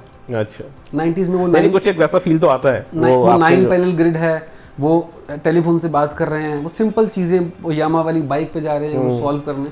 तो वो पूरी कोशिश हमने तो की है, बाकी अब रीडर्स को कैसी लगती है वो। बट ये थॉट प्रोसेस क्या, मतलब आप वो 80s का थोड़ा सा मैजिक फिर से लाना चाहते थे, या आपने मॉडर्न सेटअप में क्यों नहीं इन किरदारों को? मॉडर्न सेटअप ऑलरेडी है हमारे पास। आप उठा लीजिए कोई भी किताब, जालिम मांझा, यज्ञा, अधीरा मोदी और दूसरे पब्लिकेशन के कॉमिक्स, सब कुछ तो है ना। ये आइडिया था कि क्यों ना रीडर्स को, सी जितने भी रीडर्स हैं आपकी मेरी एज में, I am 40, you are almost 38, sorry मैं अगर एज रिवील कर रहा हूँ, एडिट कर देंगे बाद में। तो ये जो हम लोग ही हैं, अब न्यू जनरेशन मुझे नहीं पता कितनी है, क्योंकि मैं कॉमिक कॉन में जब गया था तो न्यू जनरेशन 18 to 21 का जो ब्रैकेट था वो आता है, and they always go for DC and Marvel because of the movies. उनकी फिल्में आई हैं, हमारी आई नहीं। वो लोग दूसरी कॉमिक्स को प्रेफर ही नहीं करते। कुछ एक लोग हैं, ऐसा नहीं सब लोग, लेकिन जो मेजॉरिटी है, 90% वो लोग। और जो इंडियन पब्लिशर को कोई जो बचाए हुए हैं वो रीडर्स हम जैसी एज ग्रुप वाले हम ही हैं। मतलब आई एम टेलिंग यू ना, 25 से 40 के बीच वाले, या 30 से 40 के बीच, 30 से 40 के बीच वाले। तो मेरा प्लान ही वही था आया कि इन रीडर्स को क्यों ना उस 90s के टाइम में लेके चले, जब वो राम रहीम और उस तरह की कहानियां पढ़ते थे, क्रुक बॉन्ड वगैरह टाइप्स। बट वो तो खैर थोड़ा ज्यादा कैरिकेचर टाइप था, कैरिकेचर भी लाइक, हाँ ये थी इसे कि उनको वो फ्लेवर वो मिले, लेकिन कहानियां आज की तरह की। लाइक आप कोई नेटफ्लिक्स पे कोई शो देखते हैं जो 80s में बनाओ, लेकिन जो उनका ट्रीटमेंट है, स्टोरीज है, वो आज की तरह, स्टोरी टेलिंग का जो तरीका वो आज की तरह है। वो जो सेटअप होता है, जो कॉस्ट्यूम होते हैं, जो भी शूट करते हैं, वो सब 80s में, लेकिन जो स्टोरी टेलिंग का तरीका है वो सेम हमने किया है कि उनको एक फील मिले। तभी आपने देखा होगा हमने कवर भी वैसे ही बनाए हैं, और अब कोशिश तो की है हमने, बाकी नहीं, ईमानदार कोशिश है तो उसका रिजल्ट भी अच्छा रहेगा। मेरे 2 क्वेश्चन हैं आपसे, ठीक है, और मैं चाहूँगा कि आप इसको मतलब बारी बारी अटेंड करें। पहला क्वेश्चन मेरा है कि जैसे आप कॉमिक्स पब्लिशिंग के क्षेत्र में घुसने से पहले तो आपने अपना होमवर्क किया होगा कि किस तरह से, मतलब after all it's business also besides passion.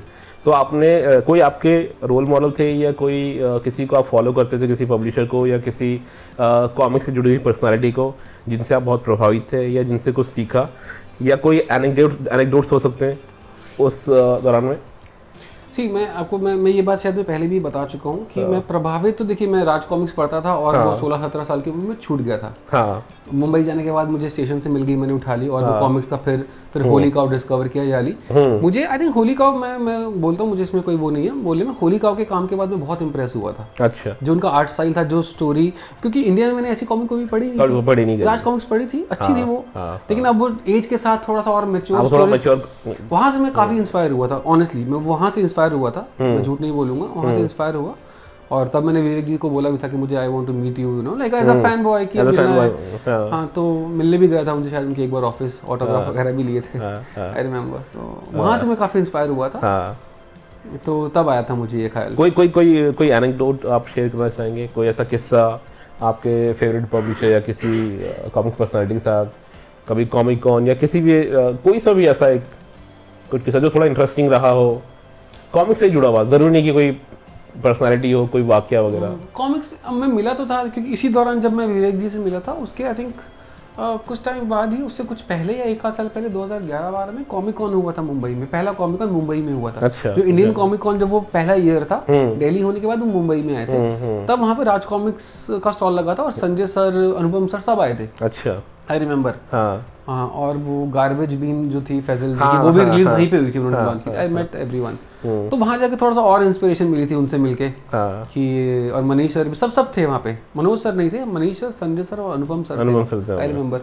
तो वहाँ से मुझे थोड़ी और इंस्पिरेशन मिली थी कि वहाँ कॉमिक कॉन देख के जब वो माहौल देखा ना कि यार, और उस टाइम काफ़ी पब्लिशर थे, अब वो पता नहीं कहाँ है, मुझे याद भी नहीं है, बहुत पब्लिशर थे। और मैंने काफ़ी कॉमिक्स खरीदी वहाँ से, तो मुझे तो वहाँ से एक और पुश मिला था कि यार ये हो रहा है। और यू नो, एक क्रिएटिव साइड में शुरू से क्रिएटिव माइंड रहा है मेरा, मुझे इस तरह की चीज़ें पसंद है, नर्ड रहा हूँ, कॉमिक बुक नर्ड, एक्टिंग का शौक है, तो एक पुश मिला कि I want to be a part of this community, you know. तो वहाँ से एक ये मुझे पुश मिला, मुझे कॉमिक्स पब्लिश करनी है, कब करनी है वो देखा जाएगा, बट दिमाग में वो चीज़ आ चुकी थी, कॉमिक्स पब्लिश करूंगा मैं एक दिन। बहुत अच्छे। सो जो जब आप फाइनली मतलब कॉमिक्स पब्लिशिंग के क्षेत्र में घुसे और फाइनली आप, सबसे पहली कॉमिक्स आपकी थी? अच्छा, ये जो मेरी बुलसाई प्रेस, अधीरा मोही इशू 1 था, 19 नवंबर 2018। नवंबर 2018। तो इसमें मैं वही जानना चाह रहा हूँ कि जो अधीरा मोही का शुरुआत, इसकी मतलब कल्पना किस तरह से हुई, कैसे इसको आपने इस सॉर्ट पे काम करना शुरू किया? सबसे पहले कैरेक्टर कैसे डिसाइड हुआ ये? मैं बताता हूँ, इसमें मेरा कोई हाथ नहीं था। अच्छा। मुझे कॉमिक पब्लिश करनी थी, मुझे पता नहीं था क्या करना है मुझे। बट मेरा जो फेवरेट जॉनर है वो हॉरर है। I love reading horror, I love watching horror movies. मतलब रात को मैं 2-3 बजे तक लाइट बंद करके देखता था हॉरर। मतलब मुझे डराना बहुत मुश्किल है, मैंने उस लेवल तक की हॉरर मूवीज देखी कि मैं आई एंजॉय इट, मैं डरता नहीं, I enjoy it, I still watch horror movies. तो मैंने कहा कॉमिक पब्लिश, पैसा आ गया, रेस्टोरेंट चल रहा है, पैसा आ गया, कॉमिक पब्लिश करने का टाइम आ चुका है। देन आई मैसेज, मैं विजेंद्र मोहंती, मैं उनकी रावण से बहुत इंप्रेस था। I message him, he said कि विजेंद्र जी मैं ऐसे है, मैंने इंट्रोडक्शन दिया, मिला नहीं था कभी उनसे, तो और मुझे ना कॉमिक पब्लिश करनी है। पहली बात तो ये कि कुछ राइटर्स जो होते हैं ना, कुछ लोग वो नए लोगों को सीरियसली, मैं ये नहीं कह रहा कि वो ऐसे हैं, अच्छे लोग, मतलब वो सीरियसली नहीं लेते, क्या पता उनको कितने लोगों ने अप्रोच किया हो, तो वो उतना सीरियसली नहीं ले। तो मैंने उनको मैसेज लिखा कि ऐसे मेरा नाम है और मेरा मतलब मैं एक्टर भी हूँ, मैंने अपना एक इंट्रोडक्शन दिया, फॉर्मल मैं रेस्टोरेंट है और now I have money to burn, मुझे कॉमिक पब्लिश करनी है। इसे बताइए किस जॉनर में, मैंने कहा मुझे हॉरर पसंद है। उसने कहा कि यार द थिंग इज़ कि मैं I can't right without the science fiction, अगर उसमें साइंस फिक्शन नहीं है मैं नहीं कर पाऊंगा। अच्छा। क्योंकि मेरा वो स्ट्रॉन्ग सूट नहीं है। अच्छा। आप एक काम कीजिए, अगर आपको हॉरर ही करना है, यू शुड मीट अश्विन कलमने। अच्छा। हाँ, so he recommended you. He recommended me and उन्होंने मुझे नंबर, you to him, Ashwin Kalmane. हाँ, उन्होंने मुझे नंबर दिया, मैंने उनको मैसेज किया अश्विन कलमने को, मैंने कहा ऐसे then same introduction and I want to publish. He said fine, उन्होंने बोला कि ठीक है, let's meet and within a week we decided. वो मैं जुहू में था and he was in Bandra, 10 minute का 12 मिनट का सफ़र था वहाँ से। तो लेट्स मीट इन मिडवे, किसी कैफे में मिलते हैं। मैंने कहा ठीक है। आई रीच्ड, और मैं रीच्ड बिफोर, कि मेरी आदत है टाइम देके पहले पहुँचता हूँ मेरी शुरू से। I was waiting for him. He came and he approached me. He said Ravi. I said yes, Ashwin. And मुझे उनको देख के लगा कि कॉलेज से कोई बच्चा भाग कर आ गया है, कॉलेज से कोई teenager. Then he is not like a teenager, I think हमारी सिमिलर एज है ऑलमोस्ट अश्विन जी की, बट वो लगते हैं देखने में ऐसा, आज भी आप उनसे मिलेंगे वैसे लगते हैं कि कॉलेज से निकल के सीधा कोई आया है। तो मेरे दिमाग में है कि यार ये राइटर है, लाइक मतलब मुझे लगा इंटर्न होगा कहीं लिख पाएगा, मैं दिमाग में एक सेकंड में ही is a nice guy, very cool था, मिले बैठे, मैं चलो देख लेते हैं यार, अब आ गए हैं तो कॉफी पी लेते हैं।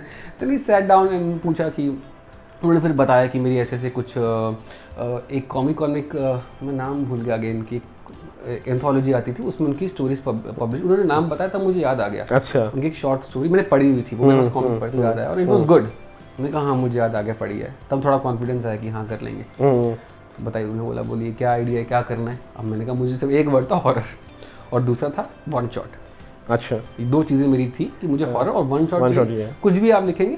और तीसरा एक और थी कि ऐसी कॉमिक लिखनी है, क्योंकि आप वो अश्विन जी ना इंग्लिश में लिखते हैं, उनका हाथ थोड़ा हिंदी में तंग है। अच्छा। वो कह रहे मैं हिंदी में लिख ही नहीं सकता, मैं इंग्लिश में ही, राइटर है उनका अपना एक है। तो मैंने बोला कि ठीक है आप जो भी लिखे इंग्लिश में उसको इस तरह से लिखिए, उसको इतना कॉम्प्लिकेटेड मत बनाइए कि मैं उसको मुझे दिमाग में था कि मैं जब भी कॉमिक पब्लिश करूंगा मैं उसको इंग्लिश और हिंदी दोनों लैंग्वेज में साइमल्टेनियसली निकालूंगा, क्योंकि हिंदी बेल्ट बहुत बड़ी है। बिल्कुल। और उस वक्त तक राज कॉमिक सिर्फ हिंदी में आती थी, होली कावंजाली सिर्फ इंग्लिश में आती थी, कोई भी नहीं था जो नई कहानियों को इंग्लिश और हिंदी में ला रहा हो। तो मैंने थोड़ा सा स्टडी किया था कि वाई नॉट, कि हम इतना पैसा खर्च करके कहानी बना रहे हैं, उसको हिंदी में ट्रांसलेट करना है, क्यों नहीं भाई। क्योंकि हिंदी रीडर्स, मैंने ग्रुप को ज्वाइन कर चुका था, वो साफ बोलते थे कि हमको कॉमिक्स हिंदी में ही पढ़नी है, हमको मजा नहीं आता। आज भी आप पढ़ते होंगे, हमें हिंदी में फील नहीं आता, एक फील होता है ना कि आपको वाइब नहीं आती, चाहे कहानी कितनी भी अच्छी हो, हिंदी रीडर्स को हिंदी में पढ़नी है। तो वही दिमाग था कि यार क्यों नहीं, इतनी अच्छी कहानी है, हिंदी रीडर्स पढ़ने ही चाहिए यार, उनको देनी, हमारा हम बना रहे हैं तो क्यों नहीं। तो अश्विन जी को बोला कि अश्विन जी मेरी ना एक ही रिक्वेस्ट है, एक्चुअली 3 हो गई हैं अब, कि वन शॉट ठीक है, और हॉरर, और थर्ड वन इज कि आप उसको इस तरह लिखिए, इतना कॉम्प्लेक्स मत बनाइए, क्योंकि अगर मैं हिंदी में ट्रांसलेट करने जाऊँ तो वो लॉस्ट इन ट्रांसलेशन हो जाए, उसका एसेंस बना रहे स्टोरी का। तो इस तरह अब उनके लिए थोड़ा चैलेंज था, क्योंकि उन्होंने कभी चैलेंजिंग था, क्योंकि उन्होंने हिंदी रीडर्स को दिमाग में रख के कभी कोई किताब शायद नहीं लिखी। तो उन्होंने कहा ठीक है, बट बताइए मतलब कुछ आपके दिमाग में कुछ आइडिया है, कैरेक्टर है, क्या है। मैंने कहा कुछ आइडिया मुझे कुछ आइडिया नहीं है, आप बताइए। तो उसने कहा, उन्होंने मुझे एक आइडिया दिया कि what about let's see 2 friends, female लड़कियां दोस्त, और वो ये ऐसे सुपर नेचुरल केसेस सॉल्व करती हैं और जॉम्बी से फाइट करती हैं और ऐसे केसेस सॉल्व करती हैं और उनके बीच में फंसी। ये एक छोटा सा एक लाइन का था। मैंने कहा ठीक है, उसमें कुछ पता नहीं चलता। मैंने कहा आप एक काम कीजिए कि अभी आप जो बता रहे हैं मैं शायद समझ नहीं पाऊंगा, आप एक साइनॉप्सिस तैयार कीजिए, मे बी उसको पढ़ने के बाद मुझे इंटरेस्ट है। ठीक है, हमारी काफ़ी बात हुई और उन्होंने कुछ हफ्ते या 10 दिन के अंदर एक साइनॉप्सिस भेजा, आई लव्ड इट।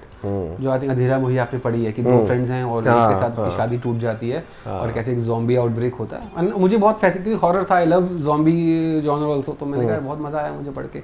मैंने कहा करते हैं। तो मैंने उनको बोला एक काम कीजिए, अब इसका सेकंड पार्ट भी, सेकंड एडवेंचर भी लिख दीजिए। उस टाइम पैसा था, कुल बुला रहा था। हाँ, मैंने कहा सेकंड पार्ट भी लिख दीजिए, मुझे इतना पसंद आया। तो आप मानेंगे, हमने एक आर्टिस्ट हायर किया, क्योंकि मुझे ना इंडियन, मैंने कुछ नाम नहीं लूँगा, मैंने इंडियन आर्टिस्ट को अप्रोच किया था मैंने, जो फेमस जो काम कर रहे थे, बट किसी ने मुझे रिप्लाई नहीं दिया। 1-2 ने दिया, उन्होंने कहा बिजी, हमारे पास टाइम नहीं है, क्योंकि शायद उनको लगता था कि नए पब्लिशर के साथ पता नहीं वो कैसे जस्टिफाई, किस तरह की कहानियाँ होंगी, हमारा काम कैसे आएगा। तो ठीक है, फिर हमने फिर किसी फॉरेन आर्टिस्ट को ढूंढा ग्रुप में से, तो अमिलियो हमको मिला। तो उनका काम पसंद आया, थोड़ा कैरेक्टरिस्ट था बट वो अच्छा था, वो स्टाइल बड़ा डिफरेंट था। तो मुझे लगा तो रिस्क तो ले रहे हैं बट क्या कर सकते हैं, मुझे अच्छा लग रहा है। तो हमने ऐसे कॉमिक पब्लिश की। तो अधीरा मोही इशू 1 और 2 नवंबर एंड दिसंबर, 1 महीने के गैप में दोनों इशू लॉन्च हो गए, दोनों। तो अमेलियो ने अधीरा मोही 2 के जो पेजेस थे विद कलरिंग 36 दिन में ख़त्म कर दिए थे। और हमें, हमारे पास 2 कॉमिक थी नवंबर और दिसंबर में, हमें खुद यकीन नहीं था कैसे करेंगे। तो वो बहुत बढ़िया रहा था हमारे साथ। नाइस। सो आपका भी एक मतलब लिमिटेड सेट ऑफ कॉमिक्स और कैरेक्टर्स आपके बुलसाई प्रेस के तहत रिलीज़ हुए हैं, लेकिन काफ़ी इंप्रेसिव वर्क रहा है। मतलब मुझे काफ़ी लोगों से बातचीत करता रहता हूँ तो ऐसी प्रतिक्रियाएं मिलती रहती हैं, जैसा मुझे पसंद आया वैसे उनको भी काफ़ी हद तक वो कैरेक्टर छू गए। सो आपका अगर कोई पर्सनल फेवरेट हो उन सब में से तो किसको पिक करेंगे अगर आप? देखिए, ऐसे मेरे लिए तो सारे ही अच्छे, मेरे लिए तो सारे ही फेवरेट हैं मेरे। अधीरा मोही पहली बुक थी तो अधीरा मोही मेरी स्पेशल रहेगी, स्पेशल तो रहेंगी। अगर उसके बाद बात करें अधीरा मूवी के बाद, जो मेरा सबसे ज़्यादा फेवरेट है वो है जालिम मांझा। जालिम मांझा, या जालिम मांझा आई लव। जिस तरह कैरेक्टर कैरेक्टर है वो, इसका आइडिया मुझे सुदीप जी ने दिया था। अच्छा। आई वाज लुकिंग फॉर हमारा पहला मेल कैरेक्टर है एक्चुअली जालिम मांझा। तो मैं सुदीप जी से बात कर रहा था, तो उन्होंने मुझे बताया कि ये एक स्टोरी है, एक मैं सुदीप जी से मिला था, तो उन्होंने हमारे लिए इन्फर्नो लिखी थी। अच्छा। और I was looking for short horror stories, कोई सीरीज नहीं, एक हॉरर स्टोरी जैसे इन्फर्नो है, आई खत्म हो गई, उसका कोई पार्ट नहीं, वो वहीं खत्म, तो ऐसी स्टोरीज। तो इन्फर्नो सुदीप जी ने लिखी, आई वाज वेरी इम्प्रेस्ड। फिर उन्होंने मुझे एक स्टोरी भेजी, उसमें ना एक साइनॉप्सिस थे, एक केस होता है, मर्डर मिस्ट्री है, और एक आदमी उसे सॉल्व करता है, और एंड में वो खत्म होता है, तो उसका नाम रिवील होता है Zalim Manjha. I like the character. तो मैंने कहा अब क्या कह रहे, बस ये हॉरर स्टोरी थी, अब खत्म हो गई। मैंने कहा but why not a series, but I can see like this character has a huge potential, why not like make a series out of it. मैंने कहा कि कर सकते हैं। तो और वो मुझे बाद में पता चला कि वो जो कैरेक्टर है, वो जो मैंने एक्सेप्ट किए थे, वो 3 पब्लिशिंग हाउस से रिजेक्ट हो चुके थे। अच्छा। हाँ, मैं नाम नहीं लूँगा, बट वो मुझे बताया किसने किसने रिजेक्ट किए थे। ठीक है, लेट्स डू इट। तो मैंने कहा आप एक काम कीजिए, इस कहानी को फिर से लिखिए, इस तरह लिखिए कि इस कैरेक्टर को हम आगे बढ़ा सकें। और ऑब्वियसली कि पहली कॉमिक 30-32 पेज में ओरिजिन बताना बहुत मुश्किल है, छोटे सी। तो कॉमिक आई, मुझे बहुत अच्छी लगी, बहुत अच्छा मतलब रिस्पॉन्स आया। उस कॉमिक्स की वजह से हमारी रीडरशिप थी वो काफ़ी इंक्रीज हुई, क्योंकि अधीरा मोही और यज्ञा हमारी दोनों फीमेल कैरेक्टर थी। काफ़ी लोगों को लगता था कि फीमेल ओरिएंटेड कॉमिक से वो दूर रहना चाहते थे, मुझे ऐसा फील हुआ। अच्छा। ये मैंने ऑब्जर्व किया, मतलब मैं ट्रैक करता था कॉमिक्स बिक रही हैं, तो बहुत लोग कमेंट करते थे कि यार सिर्फ फीमेल और आपके पास कैरेक्टर्स हैं, why not like male superhero, वो क्यों नहीं है। मुझे किसी ने बोला भी, किसी क्लोज फ्रेंड ने, यार to stick to the female characters, कि आपका यूएसपी है। मैंने कहा यार ठीक है यूएसपी है, लेकिन अब रीडर्स ही नहीं पढ़ना चाहते, तो हाँ, और थोड़ा वैरायटी भी तो होना चाहिए। है। लेकिन मेरा डिसीजन था कि I stick to the Yagya and Adhira Mohi, but मेरे को लगा कि यार now it's time to bring a male superhero in the universe. तो फिर जालिम मांझा मुझे अच्छा लगा, सुदीप जी ने स्टोरी बनाई, और वो पहले ड्राफ्ट में मुझे पसंद आई थी। यूजुअली मैं उतना करता नहीं, मतलब मैं कभी कभी मतलब चेंजेस करवाता हूँ, मैं बहुत आराम से पढ़ता हूँ स्टोरी। लेकिन मुझे वो जो लिखी कहानी जालिम मांझा का वो छोटा सा रोल था, वो एंड में आता है, तो वो मुझे बहुत पसंद आया। तो हाँ, तो जालिम मांझा आई लव। सो अगर मैं पब्लिशर से इतर अगर कुछ आपसे पूछना चाहूँ कि एज अ लेटरर आपको हमने बहुत प्रोमिनेंटली देखा है, और ना सिर्फ आपकी खुद के मतलब पब्लिशिंग हाउस के तहत जो भी कॉमिक्स आती हैं, बल्कि मार्केट में जो भी कॉम्पिटिटर्स हैं उनके बैनर तले जो भी कॉमिक्स आती हैं उनमें भी आप काफ़ी प्रोमिनेंटली नज़र आते हैं एज अ लेटरर, और पेज डिज़ाइन की बात हो चाहे उसकी हो। So after all I mean at the end of the day they are competition. तो आपका नजरिया क्या देखने का, किस तरीके से? देखिए, सबसे बड़ी बात ना, ये चीज़ें मैं पहले भी बोल चुका हूँ कई बार ग्रुप्स में, और कई एक इंटरव्यू में मैंने पहले ही बोला था कि कॉमिक्स और बुक्स, ये लिटरेचर के बीच में ना कभी कंपटीशन हो ही नहीं सकता। आप कभी आप क्या, अगर आपको बोला जाए आप राज कॉमिक्स में से या मनोज कॉमिक्स मान लीजिए, आप उस टाइम में आप किसी एक को चूज कीजिए, आप करेंगे? क्योंकि आपने एक किताब पढ़ के रख दी, आपको अपनी कहानियों से मतलब है। बिल्कुल। हर पब्लिशर की कहानियां अलग है, उनका आर्टवर्क अलग है, तो कंपटीशन तो है ही नहीं। हाँ, आप एक जूते के ब्रांड में आप एक कंपटीशन कर सकते हैं कि भाई मैं एडिडास का पहनूं या नाइकी का, कि जूता आपके पैर में आ गया, आपका पर्पस सॉल्व हो गया, देयर इज अ कंपटीशन। भाई मैंने ये पहन लिया तो वो गया।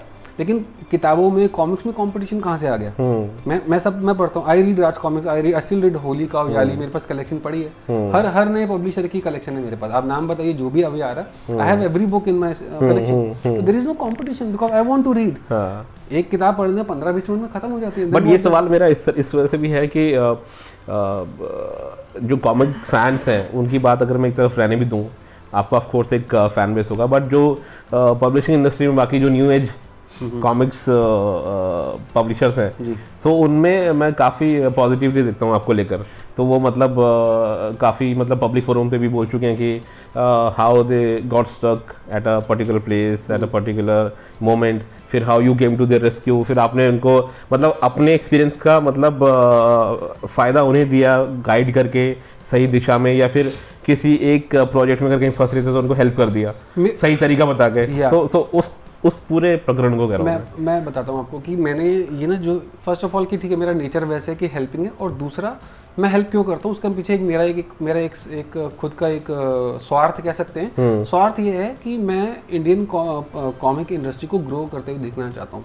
अगर आप पीछे जाए ना, इंडियन कॉमिक इंडस्ट्री तब तक ग्रो नहीं करेगी जब तक यहाँ पे और पब्लिशर नहीं होंगे। राइट। अगर आप सोचते हैं कि 2-4 पब्लिशर हैं और इंडियन कॉमिक इंडस्ट्री ग्रो कर जाए, बिल्कुल, ये होने ही नहीं वाला।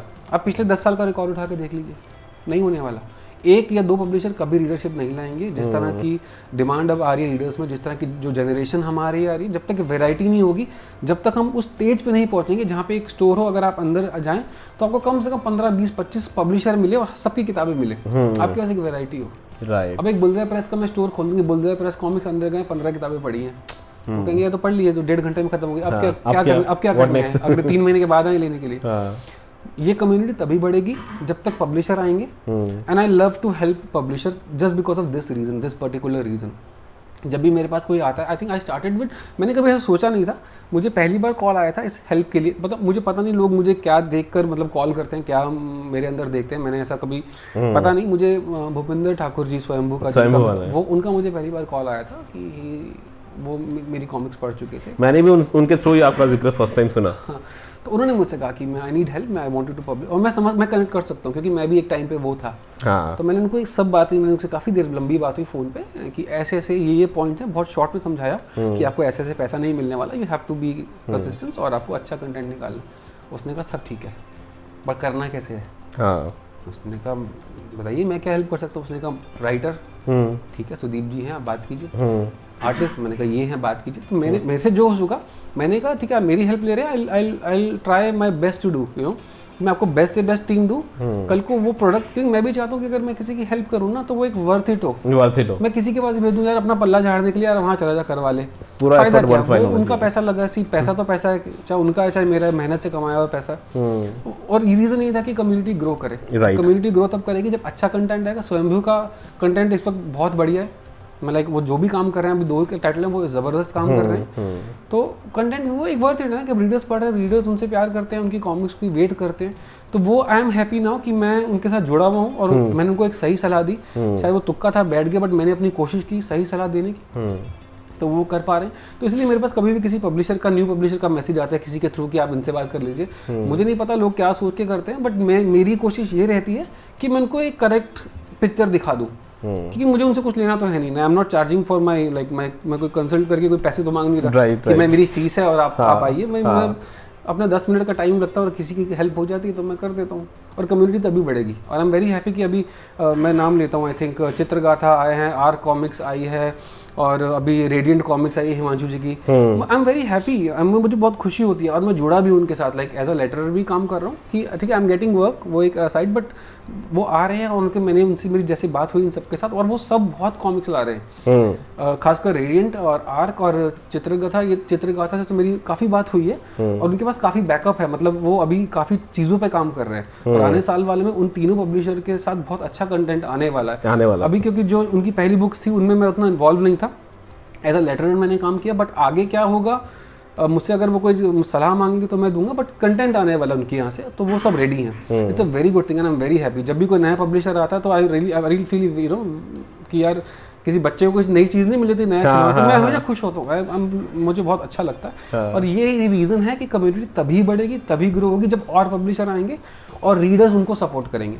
और रीडर्स एक्चुअली मैं शुक्रिया बोलना चाहूँगा सभी रीडर्स का जो ये देख रहे हैं कि उनसे जो प्यार मिल रहा है, जो सपोर्ट मिल रहा है, जो आज से 2-3 साल पहले शायद नहीं था, क्योंकि रीडर्स थोड़े से कंफ्यूज थे, वो राज कॉमिक्स और ये उस तरह का कॉमिक्स पढ़ रहे थे, जो अच्छी बात है, लेकिन वो नई चीज़ों को मौका नहीं दे रहे थे। लेकिन आई एम ग्लैड कि अब वो मौका मिल रहा है। जैसे होलिका ने भी हिंदी में अघोरी और रावण निकाली, इट्स वेरी गुड, उनको काफ़ी अच्छा रिस्पॉन्स मिल रहा है, अच्छा रिस्पॉन्स मिल रहा है। रीडर्स को समझ में आया कि हाँ अरे यार ये कॉमिक्स भी आ रही हैं, तो ये बहुत अच्छा टाइम है, और ये सबसे बढ़िया टाइम है नए पब्लिशर के लिए। ऑब्वियसली थोड़ा उनको भी अभी ऐसा नहीं आते ही कि उनको एकदम से रीडरशिप मिल जाएगी, लेकिन उनको उतना स्ट्रगल नहीं करना पड़ेगा जितना बुलजाई प्रेस ने किया। बिल्कुल, ऑनेस्टली, मतलब मैंने तो ऐसा जब मैंने कॉमिक पब्लिश की थी Adhira Moya, I remember, I was like यार अब तो बस ऑर्डर आएंगे, डाला प्री ऑर्डर, 1 महीने में 25 कॉमिक्स भी नहीं बिकी थी, 25 कॉमिक्स 1 महीने में। आई वाज लाइक व्हाट, बट उस वक्त मैं डिसाइडेड नहीं हुआ कि पैसा था, चलो यार करते हैं, राइट, सोचा था ऐसा।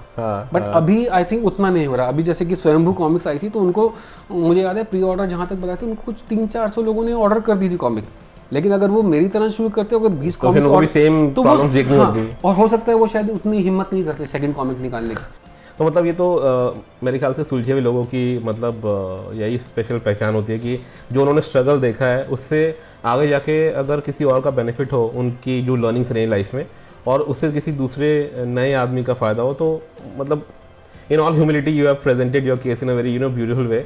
बट एक चीज़ अब मैं जो पूछने वाला हूँ वहाँ पे आप ज़्यादा ह्यूमिलिटी दिखाएंगे, बिल्कुल फ्रैंकली बताएंगे।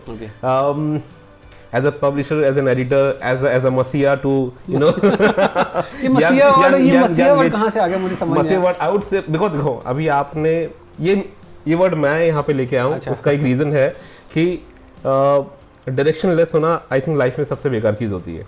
आपके सारे रिसोर्सेज हैं लेकिन आपको डायरेक्शन नहीं पता कि कहाँ जाना है। वो बताने वाला अगर लाइफ में कोई मिल जाए, कोई गुरु, कोई फ्रेंड, कोई फिलोसोफर, सो आई थिंक उससे बेटर कोई चीज़ नहीं है। सो मसीहा, for you might not like the word because it's being used for you, but इससे बेटर वर्ड मुझे कुछ और मिल नहीं रहा था बताने का, बिकॉज आप एक प्रॉब्लम सॉल्वर के तौर पर उनकी लाइफ में आए हो। थोड़ी बहुत, मैं ये नहीं कह रहा हूँ कि उनकी प्रॉब्लम जो भी ऑब्स्ट्रक्शंस उन्होंने फेस करे कॉमिक्स पब्लिशिंग के क्षेत्र में, वो बहुत मतलब एपिक प्रोपोर्शंस वाले रहे होंगे, चाहे छोटे स्पेस में, छोटी कैपेसिटी में सही, और आपने उनकी हेल्प ज़रूर करी है, तो वो एक तरीका था। बट इस सब चीज़ को हम पीछे छोड़ देते हैं। मैं जानना चाहता हूँ कि एज अ लेटरर आप ना काफ़ी अच्छा काम कर रहे हैं, और मैं पर्सनली मैं जो भी आपका काम अभी तक फॉलो किया हुआ है, मैं पूरे कॉन्फिडेंस के साथ कह सकता हूँ कि मैं अगर आपका नाम क्रेडिट्स में ना भी देखूँ, अगर मैं आपकी लेटरिंग का स्टाइल देख लूँ, तो मेरे को इंडिकेशन मिल जाते हैं कि ये रवि भाई ने काम किया होगा। And then just to reconfirm that, जब मैं क्रेडिट्स देखता हूँ तो आपका नाम वहाँ मिलता है, चाहे वो रेडियंट कॉमिक्स हो, चाहे वो क्या बोलते हैं चित्रगाथा में आपको देखो अभी रिसेंटली जालिम मांझा में मैंने किया था। तो आपके खुद के पब्लिशिंग हाउसेस में तो काफ़ी प्रोमिनेंटली मतलब आपका काम दिखता है, बट आप अपने आप को एज अ लेटरर कैसे ग्रो करता हुआ देख रहे हैं? क्या आपके थॉट्स हैं अपने काम के बारे में? एज अ लेटरर एक्चुअली मैंने कभी सोचा नहीं था ऑनेस्टली।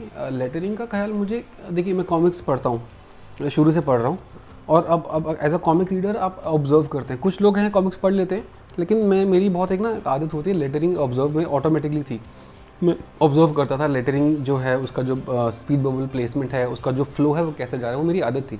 और मुझे से शुरू से काफ़ी इंटरेस्टिंग मतलब लगता था काम, कभी करने का नहीं सोचा, लेकिन जब मैं एज अ पब्लिशर मतलब मैंने अपनी किताबें निकाली, लेटर्स जो करके दे रहे हैं, तो मैं देखता था, क्योंकि अब मुझे देखना है कि कहीं उन्होंने गलती की है, तो मुझे मेरे पास उतनी कैपेबिलिटी थी कि मैं उनको बता पाऊँ कि गलत है। एज अ पब्लिशर मैं आर्ट वर्क पे शायद ना कमेंट कर पाऊँ, क्योंकि मुझे उतनी नॉलेज नहीं थी।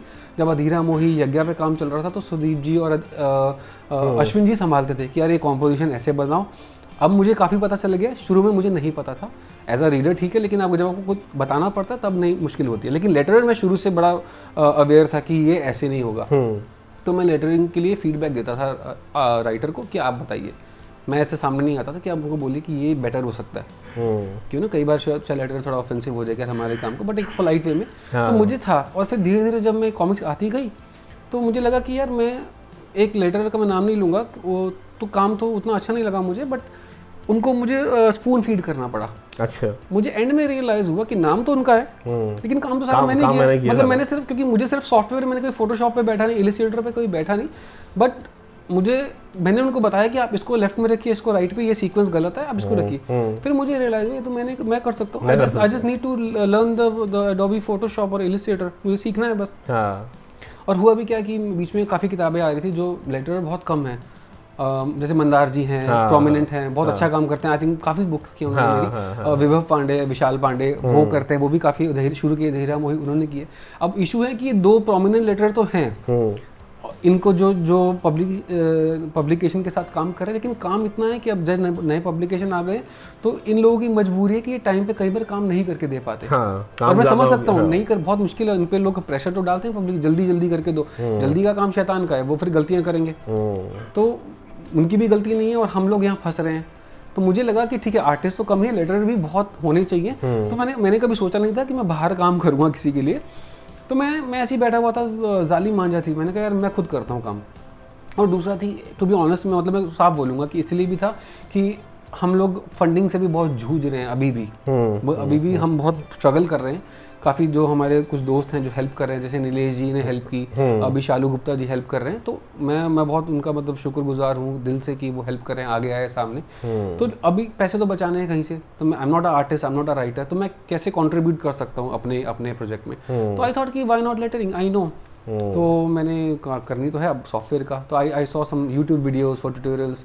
अश्विन जी को कॉल किया क्योंकि अश्विन जी ने लेटरिंग की है अधीरा मूवी थ्रू में, and he know how to do the lettering. तो मैंने उनको कॉल पे लिया, मैंने कहा आप आइए कॉन्फ्रेंस पे, और मैंने खोला हुआ कंप्यूटर, गाइड कीजिए। And he is a very cool, he is a very kind guy, I love him because for them कर यार ठीक है मैं बताता हूँ। बड़े आराम से बैठे, उन्होंने ऐसा नहीं किया कि टाइम ख़राब हो रहा है, उसने कुछ भी पूछना तो उनकी मैंने हेल्प ली और कुछ वीडियोज़ देख के मैंने करना शुरू किया। एक्चुअली मैंने अपनी पहली कॉमिक मैंने नहीं की थी, अपनी खुद की नहीं की थी, मैं बताना भूल गया कि मैंने उनसे सीखा पहले काम थोड़ा सा। मैंने स्वयं कॉमिक्स के लिए मैंने उनको ऐसे बोला कि आपको काम करवाना है तो मैं अगर आपके पास मतलब अगर प्रॉब्लम आ रही है लेटरिंग में तो I want to try lettering on Satyug one. Satyug one is my first comic as a letter जो पब्लिश हुई। तो भूपेंद्र जी ने बोला कि यार आप रहने ही दो कि क्या करोगे लेटरिंग करके, एक काम करो, एक बच्चों वाली किताब आ रही है हमारी किड्स कॉमिक, उन्होंने लॉन्च की थी, ए फॉर एडवेंचर करके अश्विन जी लिखा, तो आप इस पे कर लो। मैंने कहा, मुझे अंदर से लगा, मैंने कहा सही बात है, बंदा आप सोच रहे कि यार एक सत्यु उनकी पहली कॉमिक आ रही है, नया टाइटल है, और वो एक नए बंदे जो भी रिलेशन अच्छा है काफ़ी is like a brother to me, but वो क्यों देंगे, मैं समझ जाता हूँ, it's a very natural thing. तो मैंने कहा काम कीजिए, आप ना मुझे सत्यु के 10 पेज भेज दीजिए, पेजेस मेरे पास थे एक्चुअली कलर, आप मुझे स्क्रिप्ट भेजिए और मैं परमिशन ले रहा हूँ आपसे, मैं आपको करके दिखाता हूँ। ठीक है, मैं कोई पैसा नहीं मांग रहा, कोई बात नहीं, मेरा टाइम लगेगा, अगर आपको ठीक नहीं लगे तो आप करवा लीजिए। और ऐसा नहीं मैं किसी और का काम लेने की कोशिश कर रहा हूँ, क्योंकि उस वक्त हम लोग लेटर ढूंढ रहे थे। मंदार जी काफ़ी बिजी थे, उनके पास बहुत काम है, राज कॉमिक्स का भी दूसरे, और विशाल जी भी शायद बिजी थे, तो हमें लेटर ढूंढना था। तो he was looking for a foreigner letter. मैंने कहा बाहर जाएगा काम, आप बाहर से कराओगे, ठीक है, और इससे अच्छा मैं यहाँ पर हूँ, आप मुझे मौका दीजिए। तो मैंने कहा ठीक है, तो मैंने 10 पेज लेटरिंग करके भेजे, उनका मुझे 5 मिनट बाद मैसेज आया, आप बाकी भी आप ही कर दीजिए। सही लग रहा है। ही लव्ड माय वर्क, और मुझे कॉन्फिडेंस था क्योंकि लेटरिंग मैंने देखी हुई है, मुझे ऐसा भी नहीं था कि पहली बार कर रहा हूँ, उसमें भी थोड़ी गलतियाँ थी क्योंकि पहली बार मैं चला रहा था, बट मैंने फिर कर करके और सीखा, और अभी कर रहा हूँ। काफ़ी लोगों ने अप्रोच किया मुझे, आर कॉमिक्स ने, चित्रगाथा ने, रेडियंट ने अप्रोच किया, अभी याली के लिए भी मैं कर रहा हूँ, उनकी बुक्स आने वाली सारी, रक्षक वगैरह मैं ही काम कर रहा हूँ, अपनी खुद की कर रहा हूँ। तो और मैं इसलिए नहीं कर रहा कि मुझे मतलब ठीक है हेल्प के लिए भी है, लेकिन मुझे मज़ा आता है काम करने। मुझे लेटरिंग करने में काफ़ी मज़ा आ रहा था, वो काम में दिखता भी है, काम में मज़ा आता है, मैं एंजॉय करता हूँ, और मैं हर बार कुछ नया ट्राई करने की कोशिश करता हूँ। मैं एक वो टिपिकली जो लोग फॉलो कर रहे हैं कि वाइट बबल पे ब्लैक टेक्स्ट, मैं वो उस पर विश्वास नहीं रखता। मैंने रेडियंट कॉमिक्स की जो रिसेंटली जो कॉमिक्स आई है दिव्य कवच, तो दिव्य कवच जब मैं मतलब फॉलो कर रहा था, मेरे को आपका वो स्टाइल तो बिल्कुल सिमिलर था, आपका टिपिकल अंदाज में हर एक का होता है, बट आपने जो कुछ सर्टेन एक्सप्रेशंस को हाईलाइट करने के लिए जो कलरिंग का यूज़ करा हुआ था, कलर्ड लेटर से बेसिकली, तो वो चीज़ मेरे को थोड़ा पसंद आया। वो यूजुअली लोग क्या करते हैं कि बोल्ड में कर देते हैं, मतलब बिल्कुल मंडेन स्टाइल में, लेकिन आपने कलर का इस्तेमाल किया तो अलग से नज़र वहाँ पे जा रही थी। नहीं, मैं काफ़ी खुश होकर काम करता हूँ, दिल से काम करता हूँ, तो वो आइडियाज़ आते हैं। अगर आप किसी काम से प्यार करते हैं ना, तो आपको आइडियाज़ आते हैं। और सबसे बड़ी बात है कि अगर पब्लिशर आपके काम को सपोर्ट करते हैं, बिल्कुल, कि वो कहते हैं कि हाँ करो, अच्छा लग रहा है, तो और मज़ा आता है। हाँ, जैसे किसी का बैकिंग होना, सपोर्ट हो कि भाई हाँ हम देखेंगे, हमें पसंद आ रहा है, वो कॉन्फिडेंस चाहिए होता है। जैसे अभी सतयुग 2 पे मैंने बिल्कुल अलग लेटरिंग की है, बिल्कुल अलग। आई थिंक ऐसी लेटरिंग अभी तक इंडिया में तो नहीं, बाहर की है मैंने, थोड़ा मैं लेता हूँ उनसे क्यूज भी लेता हूँ, फिर उसमें अपना कुछ इनपुट डालता हूँ। तो सतयुग 2 की जो लेटरिंग की वो बिल्कुल अलग है, जो कैप्शन बॉक्स में आप देखेंगे वो बिल्कुल अलग है। आज तक किसी ने ऐसी लेटरिंग नहीं की है, स्टाइल नहीं किया। मे भी किसी को ओवर द टॉप लग सकता है और लोगों को शायद पसंद भी आ सकता है, बट मेरा अटेम्प्ट है, मुझे अच्छा लगा। वो नई चीज ट्राई करने में रहता ही है, दैट्स नॉट दिस थिंग। तो लेकिन मुझे अच्छा लगता है, तो इसीलिए मुझे देखिए क्या है कि मुझे काम करना है, I need funds for to run the company. तो इससे बढ़िया क्या काम हो सकता है कि मुझे लेटरिंग के ऑफर आ रहे हैं और बहुत काम आ रहा है और मैं कर भी रहा हूँ, और मुझे वो जो पैसा आ रहा है मैं उससे अपनी कॉमिक्स में यूज़ कर सकता हूँ, उसको फंड कर सकता हूँ। नहीं, परफेक्ट। हम मतलब इसी बारे में बात कर रहे थे, और इनफैक्ट कुछ पहलुओं को हमने छुआ भी है, लेकिन अब एक डायरेक्ट क्वेश्चन हो जाए तो जी उसमें हम कोशिश करेंगे आपके थ्रू जानने की कि क्या चैलेंजेस आप देखते हैं, मतलब जो करंट सेटअप है हमारा इंडियन कॉमिक्स इंडस्ट्री का, जो भी हमने रिवाइवल वगैरह की बात करी तो उसको एक साइड में अगर हम रख दें, पोस्ट कोविड जो भी मार्केट फिर से संभला है कॉमिक्स इंडस्ट्री का, बट आप करंट सेटअप में क्या क्या चैलेंजेस देखते हैं? For a new publisher, for new and old, आप किसी को भी मतलब 1 by 1 लेके बात कर सकते हैं। ओके, सो सबसे बड़ा जो चैलेंज मुझे लगता है वो है कॉमिक बेचना। जो ऑलरेडी एस्टैब्लिश पब्लिशर्स हैं जो 35-40 साल से कर रहे हैं उनको आई थिंक उतना चैलेंज नहीं है, उनकी कॉमिक बिकती है नॉस्टैल्जिया, हम लोग खरीदते हैं ब्लाइंडली, हम लोग उनकी कॉमिक्स का रिव्यू का वेट नहीं करते, जस्ट बाय बिकॉज वी नव नागराज एंड ध्रुव, कुछ भी है ले लो, होगा ठीक है, नहीं होगा अच्छा कोई बात नहीं, आगे बढ़े, हमें पढ़ना है चाहे जैसा भी हो, चाहे अच्छा हो चाहे बुरा हो चाहे बहुत अच्छा, हमें पढ़ना है। लेकिन जो चैलेंज है वो नए पब्लिशर के लिए, या तो आप एस्टैब्लिश हो चुके हो 4-5 साल से, आपके रीडर्स बन गए हो, आप पे ट्रस्ट करते हो, लेकिन जो नए पब्लिशर हैं चैलेंज ये है कि लोग अब रिव्यू का वेट करते हैं कि यार अभी ठीक है, जो देखिए 50-100 लोग कुछ होंगे आपके मेरी तरह या कुछ और भी भाई हैं जो कहते हैं इनको पढ़ना है, वो सपोर्ट भी करते हैं, लेकिन बहुत से रीडर्स ऐसे हैं, और वो ठीक बात भी है क्योंकि कॉमिक्स अब सस्ती नहीं है, बिल्कुल, और उसका रीजन सबको पता है कि वो सस्ती नहीं, और ऐसा नहीं हम लोग पैसा बना रहे हैं लेकिन उसमें उतना पैसा लगता है, तो हर कोई अपने 400-500 रुपए खर्च करके कोई डिसअपॉइंटमेंट नहीं चाहता क्योंकि 10-20 रुपए की बात तो है नहीं, 50 रुपए की वैल्यू फॉर मनी बहुत जरूरी है, क्योंकि अब पब्लिशर काफी आ रहे हैं, खरीदने को बहुत कुछ है, ऐसा भी नहीं कि साल में एक कॉमिक है 2 आ रही है चलो यार नहीं भी, तो अब लोग रिव्यूज की वेट करते हैं। सबसे बड़ा चैलेंज यही है कि कॉमिक्स बेचना। अब कॉमिक्स बेचना कैसे है? प्रमोशन करके, आपका कंटेंट अच्छा होना चाहिए, आप कैसे प्रेजेंट कर रहे हैं अपने कंटेंट को, अपने रीडर से कैसे इंटरैक्ट कर रहे हैं, सबसे बड़ा चैलेंज है कॉमिक्स बेचना। अगर आपने कॉमिक्स बेच ली, आपने अच्छा कंटेंट में अगर अपनी पहली कॉमिक को अच्छा बना लिया और रीडर्स तक पहुंचा दिया, जैसे अभी 2 कॉमिक्स आई थी, एक साहिल जी की अश्वत्थामा आई थी, बहुत ही ऑसम कॉमिक, मैं पूरी पढ़ नहीं पाया, मैं झूठ नहीं बोलूंगा, मैंने कुछ पेजेस पढ़े, आई लव द कॉन्सेप्ट, आपने बताया और लोग तारीफ कर रहे हैं। चित्रगाथा की वर्ल्ड वॉर आई है, लोग तारीफ कर रहे हैं, मैंने तो लेटरिंग की है, मैंने तो पढ़ी भी है, ठीक है। मैंने ऑनेस्टली चित्रगाथा के बारे में इतना नहीं सोचा था तारीफ करेंगे, एक रीजन की वजह से क्योंकि वो एक अलग जॉनर है, सुपर हीरो हॉरर्स एक्शन से, बट उसको बहुत ही अच्छा रिस्पॉन्स मिला, आई एम वेरी हैप्पी। तो उन लोगों ने एक वो स्ट्राइक कर दिया, अब वो लोगों के दिमाग में नाम है, अब चित्रगाथा की नई कॉमिक, सेकंड कॉमिक आएगी या साहिल जी की अश्वत्थामा पार्ट 2 आएगी, लोग वेट कर रहे हैं, पॉजिटिव रिव्यू आए। तो अगर आप एक अच्छी कॉमिक पहले आप कहते हैं कि आप जंग में जाते हैं, अगर आपकी तैयारी पूरी है, अपने आप पूरा तो आधी जंग जीत ली है, अगर आप बिना तैयारी के आएंगे तो आपको बहुत मुश्किल आने वाली है। आपने बस आपने निकाल दी, आप एक कॉमिक निकालेंगे खराब, अगर आपकी अच्छी नहीं है आपको रीडर सेकंड चांस देंगे, लेकिन अगर आपकी सेकंड कॉमिक खराब हुई है तो थर्ड चांस मिलना बहुत मुश्किल है, आप डिसऑर्डर्ड हो जाओगे और शायद आपको काम रोकना पड़े। तो मैं कहूँगा किसी पब्लिशर को तैयारी के साथ आइए, आपको कम चैलेंजेस फेस करने पड़ेंगे, और ये टाइम बहुत बढ़िया है इस वक्त, क्योंकि इस टाइम हम काफ़ी नई पब्लिशर्स ने एक ना ग्रुप क्रिएट कर लिए हैं, एक मार्केट बना ली छोटी सी नए पब्लिशर्स की, एक आपने देखा काफ़ी लोग सपोर्ट करते हैं, उसमें आते हैं, खरीदते हैं।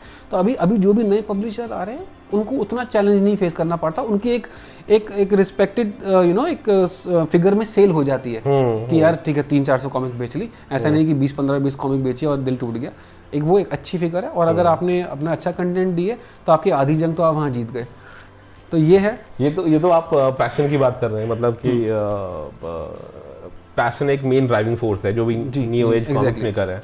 सो मैं हमारी कुछ ऑडियंस में कुछ ऐसे दोस्त लोग भी हैं जिनको लगता है कि मतलब जो भी नए या पुराने पब्लिशर हैं वो पब्लिशर ना होके, मतलब डकटेल्स आपने देखा है पुराना जो कार्टून आता था, मैं डकटेल्स देख के बड़ा हूं, सो स्क्रूज मैकडक जो अंकल जी, तो उनको लगता है कि वो पब्लिशर वो हाँ बस सोने के सिक्कों में डायलॉग आते हैं और बाहर आते हैं तो मतलब पैसों में खेलते हैं। ये अगर कैमरा मूव करते तो आप मेरे घर को दिखाइए, मेरे घर की हालत, मेरे कबोर्ड दिखाइए, मेरे पास कितने कपड़े हैं, 3 टी-शर्ट्स हैं मेरे पास सिर्फ बस, और ह्यूमिलिटी दिखा रहे हैं, साधु आदमी, मैं अभी देख के आया हूँ, कॉफर से अंदर सोने का खजाना भरा पड़ा है। नहीं ऐसा कुछ नहीं है, मतलब अगर ऐसा होता तो हमें अभी दूसरे फ्रेंड्स और रीडर से हेल्प लेने की जरूरत नहीं पड़ती, और मुझे इसमें कोई शर्म फील नहीं होती है। मैंने आज ही पोस्ट किया शालू जी के बारे में और नीलेश जी के बारे में, ठीक है, इट्स अ प्राउड थिंग कि उन लोगों को मुझ पर ट्रस्ट है एंड दे नो कि उनको उतना रिटर्न नहीं मिलने वाला, बट फिर भी वो मतलब for the passion of comic and they trust me, they trust my content, वो हेल्प कर रहे हैं, and I am very fortunate to have these readers and this friends in my life,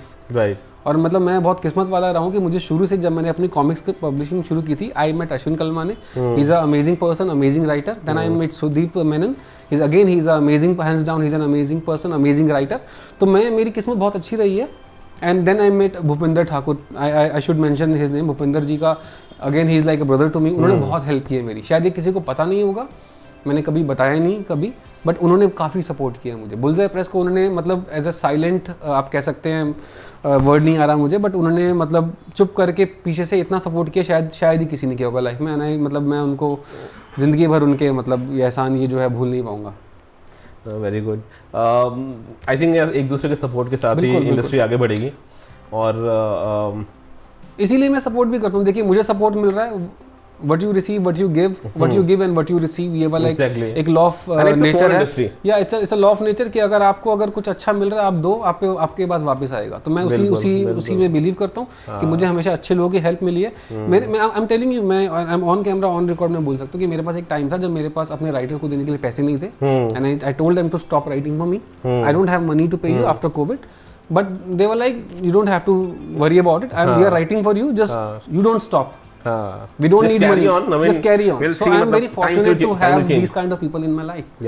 You need to have these kind of people. And I'm very emotional, अभी भी मैं थोड़ा emotional हो रहा हूँ उनको नाम मेंशन करते हुए।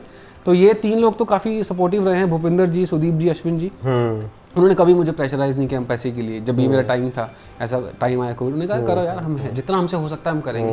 एंड अगेन कुछ फैंस हैं जैसे नीलेश जी, शालू जी, इन्होंने हेल्प की। तो मतलब मैं बहुत लकी समझता हूँ अपने आप को, टू बी ऑनेस्ट। नहीं, यू आर लकी इंडीड। और मैं तो बस अब इतना यही कहूँगा कि इमोशनल हो रहे हो आप, लेकिन आप इमोशनल मत हो right now, because time for you to show some sparkle in your eyes, because मेरा नेक्स्ट क्वेश्चन है आपके आने वाले प्रोजेक्ट्स के बारे में जी। क्या कुछ कॉमिक्स से आप लेकर आ रहे हैं अपने रीडरशिप फ्रेटर्निटी के लिए? ओके, क्या कुछ आने वाला है, क्या कुछ हम एक्सपेक्ट कर सकते हैं बुलसाई प्रेस से? देखिए अभी बस राज रहमान तो बस आई थिंक जब ये इंटरव्यू लॉन्च होगा उसके 10 दिन के अंदर अंदर रीडर्स को मिल जाएगी। सबने उसके टीजर्स देखे हैं, काफ़ी अच्छा रिस्पॉन्स आ रहा है। उसके बाद जो है वो आ रही है यज्ञा 4, जिसमें अधीरा मोही और यज्ञा का क्रॉसओवर है। वाह, आपने शायद पढ़ी नहीं है, आपको स्पॉइलर दे दिया मैंने, सॉरी, क्योंकि वो अधीरा मोही 3rd के इशू में आपको दिखता है लास्ट पेज में, उनका एक क्रॉसओवर है। वो आर्टवर्क रेडी है, कलरिंग का काम शुरू हो चुका है। उसके बाद I think with in 2 months timeline क्या कुछ होता है उन्हें टुवर्ड्स द ईयर एंड? नहीं, वो पहले आ जाएगी। अभी it's August, I think October and में और नवंबर फर्स्ट वीक में हम लोग, अक्टूबर एंड में हम लोग, डिपेंड करता है कलरिस्ट कितनी जल्दी काम करता है। अच्छा, if we are aiming for October and और November first week, and Dracula for December, like for Christmas और लाइक लास्ट दिसंबर में ड्रैकुला का। और उसके बाद ड्रैकुला आएगी 2, 44 पेजेस का कंटेंट है। वो ओरिजिनली स्क्रिप्ट काफ़ी पहले लिखी जा चुकी थी, 32 पेज में ही। जैसे जैसे हमने मार्केट को समझा, रीडर्स की रिक्वायरमेंट को समझा कि मज़ा नहीं आ रहा, क्योंकि देखिए हमें एक लिमिटेड बजट लेके चलना होता है। हम तो चाहे 100 पेज की कॉमिक बना दें, लेकिन उतने पैसे नहीं है ना, बिल्कुल उतना कमा नहीं रहे उसमें से, ये तो पैशन से कर रहे हैं। तो बट लेकिन ठीक है कि जहाँ 32 पेज है, जहाँ और डाला है थोड़ा और सपोर्ट, बट एक बिजनेस वायबिलिटी भी देखनी पड़ती है। देखनी पड़ती है कि रीडर्स की डिमांड है। अगर रीडर्स की डिमांड नहीं देखेंगे तो फिर कोई पूछेगा नहीं। बिल्कुल, जब तक उनका फीडबैक नहीं लेंगे और उस पर काम नहीं करेंगे तो फिर वो कोई फायदा नहीं है। तो हमने फीडबैक लिया। तो अभी राज रहमान 36 पेज की है। राज रहमान में बहुत अच्छा कंटेंट है, क्योंकि हर पेज में 9 पैनल है। तो उसमें आपको 50 पेज का कंटेंट मिलेगा 36 पेज में। हर पेज में 9 पैनल रखे हमने। उसके बाद जो भी कॉमिक्स आ रही है, यज्ञा, ड्रैकुला 40, 44, उसके बाद अधीरा मूवी पे भी काम चल रहा है। तो मैंने 40 मतलब मिनिमम 40 मतलब first quarter of next calendar year आप कह रहे हैं, जन मार्च के बीच में? नहीं, ड्रैकुला का हमारा एमिंग है, अगर सब कुछ ठीक गया, आर्टवर्क शुरू हो गया, दिसंबर में ही, क्रिसमस पे दिसंबर में आ सकता है। इस साल 2 और कॉमिक्स आएंगी। वेरी गुड, ये तो आएंगी ये गारंटी। और अधीरा मोही 4 की स्क्रिप्ट शुरू हो चुकी है। अब डिपेंड्स ऑन अश्विन की, वो अश्विन जी कितनी जल्दी लिखते हैं। अगर उन्होंने टाइम से स्क्रिप्ट लिख दी तो वो जनवरी एंड फरवरी तक वो भी आ सकती है। Okay, great. काफी एक्साइटेड हूँ मैं तो, मतलब आई एम श्योर काफी हमारे जो रीडर्स हैं वो भी काफी एक्साइटेड होंगे। और एक प्रोजेक्ट है, हमने शायद उसका टीजर डाला था, स्वयंभू और जालिम मांझा का क्रॉसओवर। वो 100 पेज से ज़्यादा की कॉमिक्स है, उसके कुछ 35-40 पेज बन चुके हैं। आर्टिस्ट बाहर का है, थोड़ा टाइम लेते हैं वो, लेकिन अच्छा काम कर रहे हैं। तो उसके लिए मैं कुछ बोल नहीं सकता। पहले हमारा प्लान था दिवाली, लेकिन अभी थोड़ा टाइम लग रहा है, तो मे बी अगले साल के फर्स्ट क्वार्टर में। बट वो भी एक हमारा बहुत ही, मतलब सुदीप जी ने बहुत बढ़िया कहानी लिखी है कि हम लोग आई थिंक शायद वो वो 100 पेज की, 100-110 पेज की कहानी है। वो 1 शॉट है, वो सीरीज नहीं है। मतलब वो भी आपको हमारी बड़ी पेज, ज़्यादा पेज हम सीरीज में नहीं निकालेंगे, वो भी आपको स्टार्ट टू एंड आपको देखने को मिलेगा पूरा। बहुत अच्छे। काफ़ी अच्छा लग रहा है, मतलब काफ़ी कुछ आने वाला है आपके मतलब पब्लिशिंग हाउस के तहत।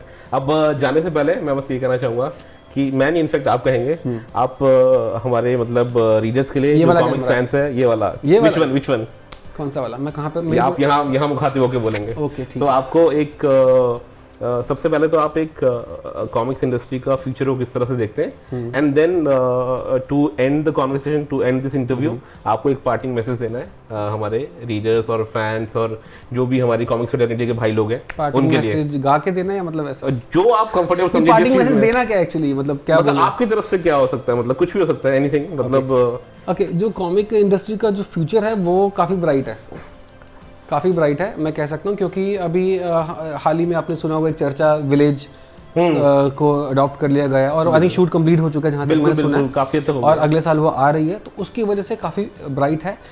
क्योंकि हम लोग यही इतने सालों से सोचते आ रहे थे कि इंडियन कॉमिक्स को एक्सपोजर तब तक नहीं मिलेगा जब तक हम लोग स्क्रीन पे, बड़ी स्क्रीन पे या टीवी में नहीं आएंगे, तब तक नहीं मिलेगा। बहुत मुश्किल है, आपको बहुत मुश्किल, आप नहीं क्रैक कर पाएंगे, लेकिन हमको एक होप मिल गई है, तो इसलिए फ्यूचर ब्राइट है। जितने भी नए पब्लिशर हैं, I would say just hold it, stick it, like वहाँ तक रुक के रखिए, थोड़ा सा होल्ड करके रखिए। आप लोग जो भी मेहनत कर रहे हैं, जो भी आप पैसा लगा रहे हैं, आप जो कंटेंट ला रहे हैं, उसका फल मिलेगा, 4-5 साल में मिलेगा, लेकिन मिलेगा। थोड़ा सा बस आप टिके रहिए। और रीडर्स के लिए यही कहूँगा कि बस रीडर सपोर्ट करें। I am very you know grateful to all of you कि आप लोग हमारे कंटेंट को पसंद कर रहे हैं, सपोर्ट कर रहे हैं, करते रहिए। कुछ टाइम की बात है, थोड़ा सा और रहिए और हम लोग आपको और बेटर कंटेंट देंगे, दैट्स फॉर श्योर। आपके सपोर्ट के बिना पॉसिबल, रीडर्स के सपोर्ट के बिना पॉसिबल है ही नहीं। And to you are doing like a phenomenal job. आप लोग इंटरव्यू ले रहे हैं, हम लोगों को हमारी बात रीडर्स तक पहुंचा रहे हैं, ये एक बहुत बड़ा काम है। आप पूरा 1.5 घंटा ट्रैवल करके आए हैं। अरे आपने जैसा बोला ना कि मतलब छोटा इंडस्ट्री है, एक दूसरे को सपोर्ट करते रहेंगे तभी मतलब साथ में आगे बढ़ेंगे। जी जी। So I consider myself a part of this industry. You do a great job in one way और दी अदर। अपना कंट्रीब्यूशन तो उसी तरह चलता रहता है। बिल्कुल। But thank you so much for giving us your time. Thank you so much for having me on your show. It's a pleasure, it's an honour actually. और मैंने आपको पहली बार देखा था आपके रिव्यूज वीडियो में, जो आपका एक अंदाजे बयान ना, अरे मैंने बहुत बढ़िया है। और मैं बहुत जलता था। मैं आपको बताना चाहता हूँ कि जब इनकी वीडियोस देखते थे, इन्होंने शायद मेरी कॉमिक्स का रिव्यू आई थिंक कितने 1 साल के बाद किया होगा आपने अपनी वीडियोस आने वाले। और मैं देखता था, मैंने कहा यार ये बंदा इतना बढ़िया रिव्यूअर है, इतनी अच्छी, मतलब नेगेटिव बातों को भी इस तरह से बोलते हैं कि लोग सोचने में मजबूर हो जाते हैं रीडर्स की यार ये लेनी बनती है, चाहे इसमें नेगेटिव पॉइंट है। आपका कहने का तरीका, मैं सोचता था कि यार ये बंदा पुलजे पे इसकी कॉमिक्स क्यों नहीं मंगा रहा, ये मतलब हमारी कॉमिक्स कब आएगी आपके चैनल पे। लाइक ऑनेस्टली फिर आगे की कहानी बताइए अपने आपसे पूरा, मतलब आपका। हाँ। नहीं फिर आई थिंक शायद जालिम मानसा के टाइम पे आपका मुझे कॉल आया था। आई वाज वेरी हैप्पी, मैं बहुत एक्साइटेड था, लेकिन मैंने को दिखाया नहीं। मैंने कहा ठीक है, भाव नहीं देना ज़्यादा, जब दिखाओगे तो पता लगे इंटरव्यू कार्ड पे। तो मैंने कहा यार आ गया, मैंने कहा आप आए हैं, आखिर आ गए आप, लोग कहाँ उड़ेंगे। मैंने अब आ गए, फाइनल आ गए। और फिर मेरे को था कि यार जब और पहली बार आपको मेरी जालिम मानसा फीचर्ड हुई आपकी वीडियोज में, आई वाज वेरी हैप्पी। और मुझे पॉजिटिव फीडबैक देख के तो ऑब्वियसली अच्छा लगा। बट आप बहुत अच्छा काम कर रहे हैं। I think you are one of the reviewer जो जिस तरह लाइक और भी काफ़ी हैं, सौम्य जी हैं, मनीष मंडल है, news channel, they all are doing very phenomenal job, very good job. देख के तो मतलब हाँ, वो काफी टाइम बहुत अच्छा काम कर रहे हैं, सबसे मेरी बात होती है। लेकिन आपका भी एक, सबका अपना स्टाइल होता है। आपका स्टाइल है जिस तरह बोलने का, आपका ह्यूमर बीच में आप डालते हैं। And I M sucker for humour, like मैं मतलब मुझे पसंद है जिनका सेंस ऑफ ह्यूमर है, उनसे मेरी बहुत अच्छी बनती है। तो वो आपका स्टाइल है और मैं बहुत खुश हूँ कि आप हमारी कॉमिक को आपके चैनल में जगह मिली और आप आ जाए, आपने मुझे इंटरव्यू दिया। अब आपके चैनल के थ्रू लोग मुझे जानेंगे, कुछ लोग थोड़ा पहचान लेंगे। आप हैं तो हम लोग का चैनल है। ये तो सब मतलब सबसे जरूरी वाली चीज़ें हैं। मेन है कि एक रीडर वर्ग होना चाहिए और उस रीडर वर्ग को केटर करने वाला एक पब्लिशर होना चाहिए जी। बाकी सब मतलब सेकेंडरी है, मतलब मेरा तो ये मानना है। But thank you so much, बहुत अच्छा लगा आपके साथ आज ये सारा वक्त गुजार गए। And thank you for being such a, you know, for your hospitality. Thank you very much. I loved it. और मैं आपका भी कॉमिक कलेक्शन भी देखूंगा बिल्कुल once I'm done with this thing. So thank you very much. So guys, आज इसी note के साथ मैं फिलहाल विदा लूँगा आपसे और जल्द ही मिलेंगे हम लोग किसी और पर्सनालिटी के साथ, किसी और मंच पर, किसी और वक्त। तब तक के लिए अपने पैशन को जगाए रखें, कॉमिक्स पढ़ते रहें और अब टाइम आ गया है कि आप बाकियों को भी प्रेरित करें कॉमिक्स पढ़ने के लिए। शुक्रिया दोस्तों, शुक्रिया हमारे साथ बने रहने के लिए। Good bye.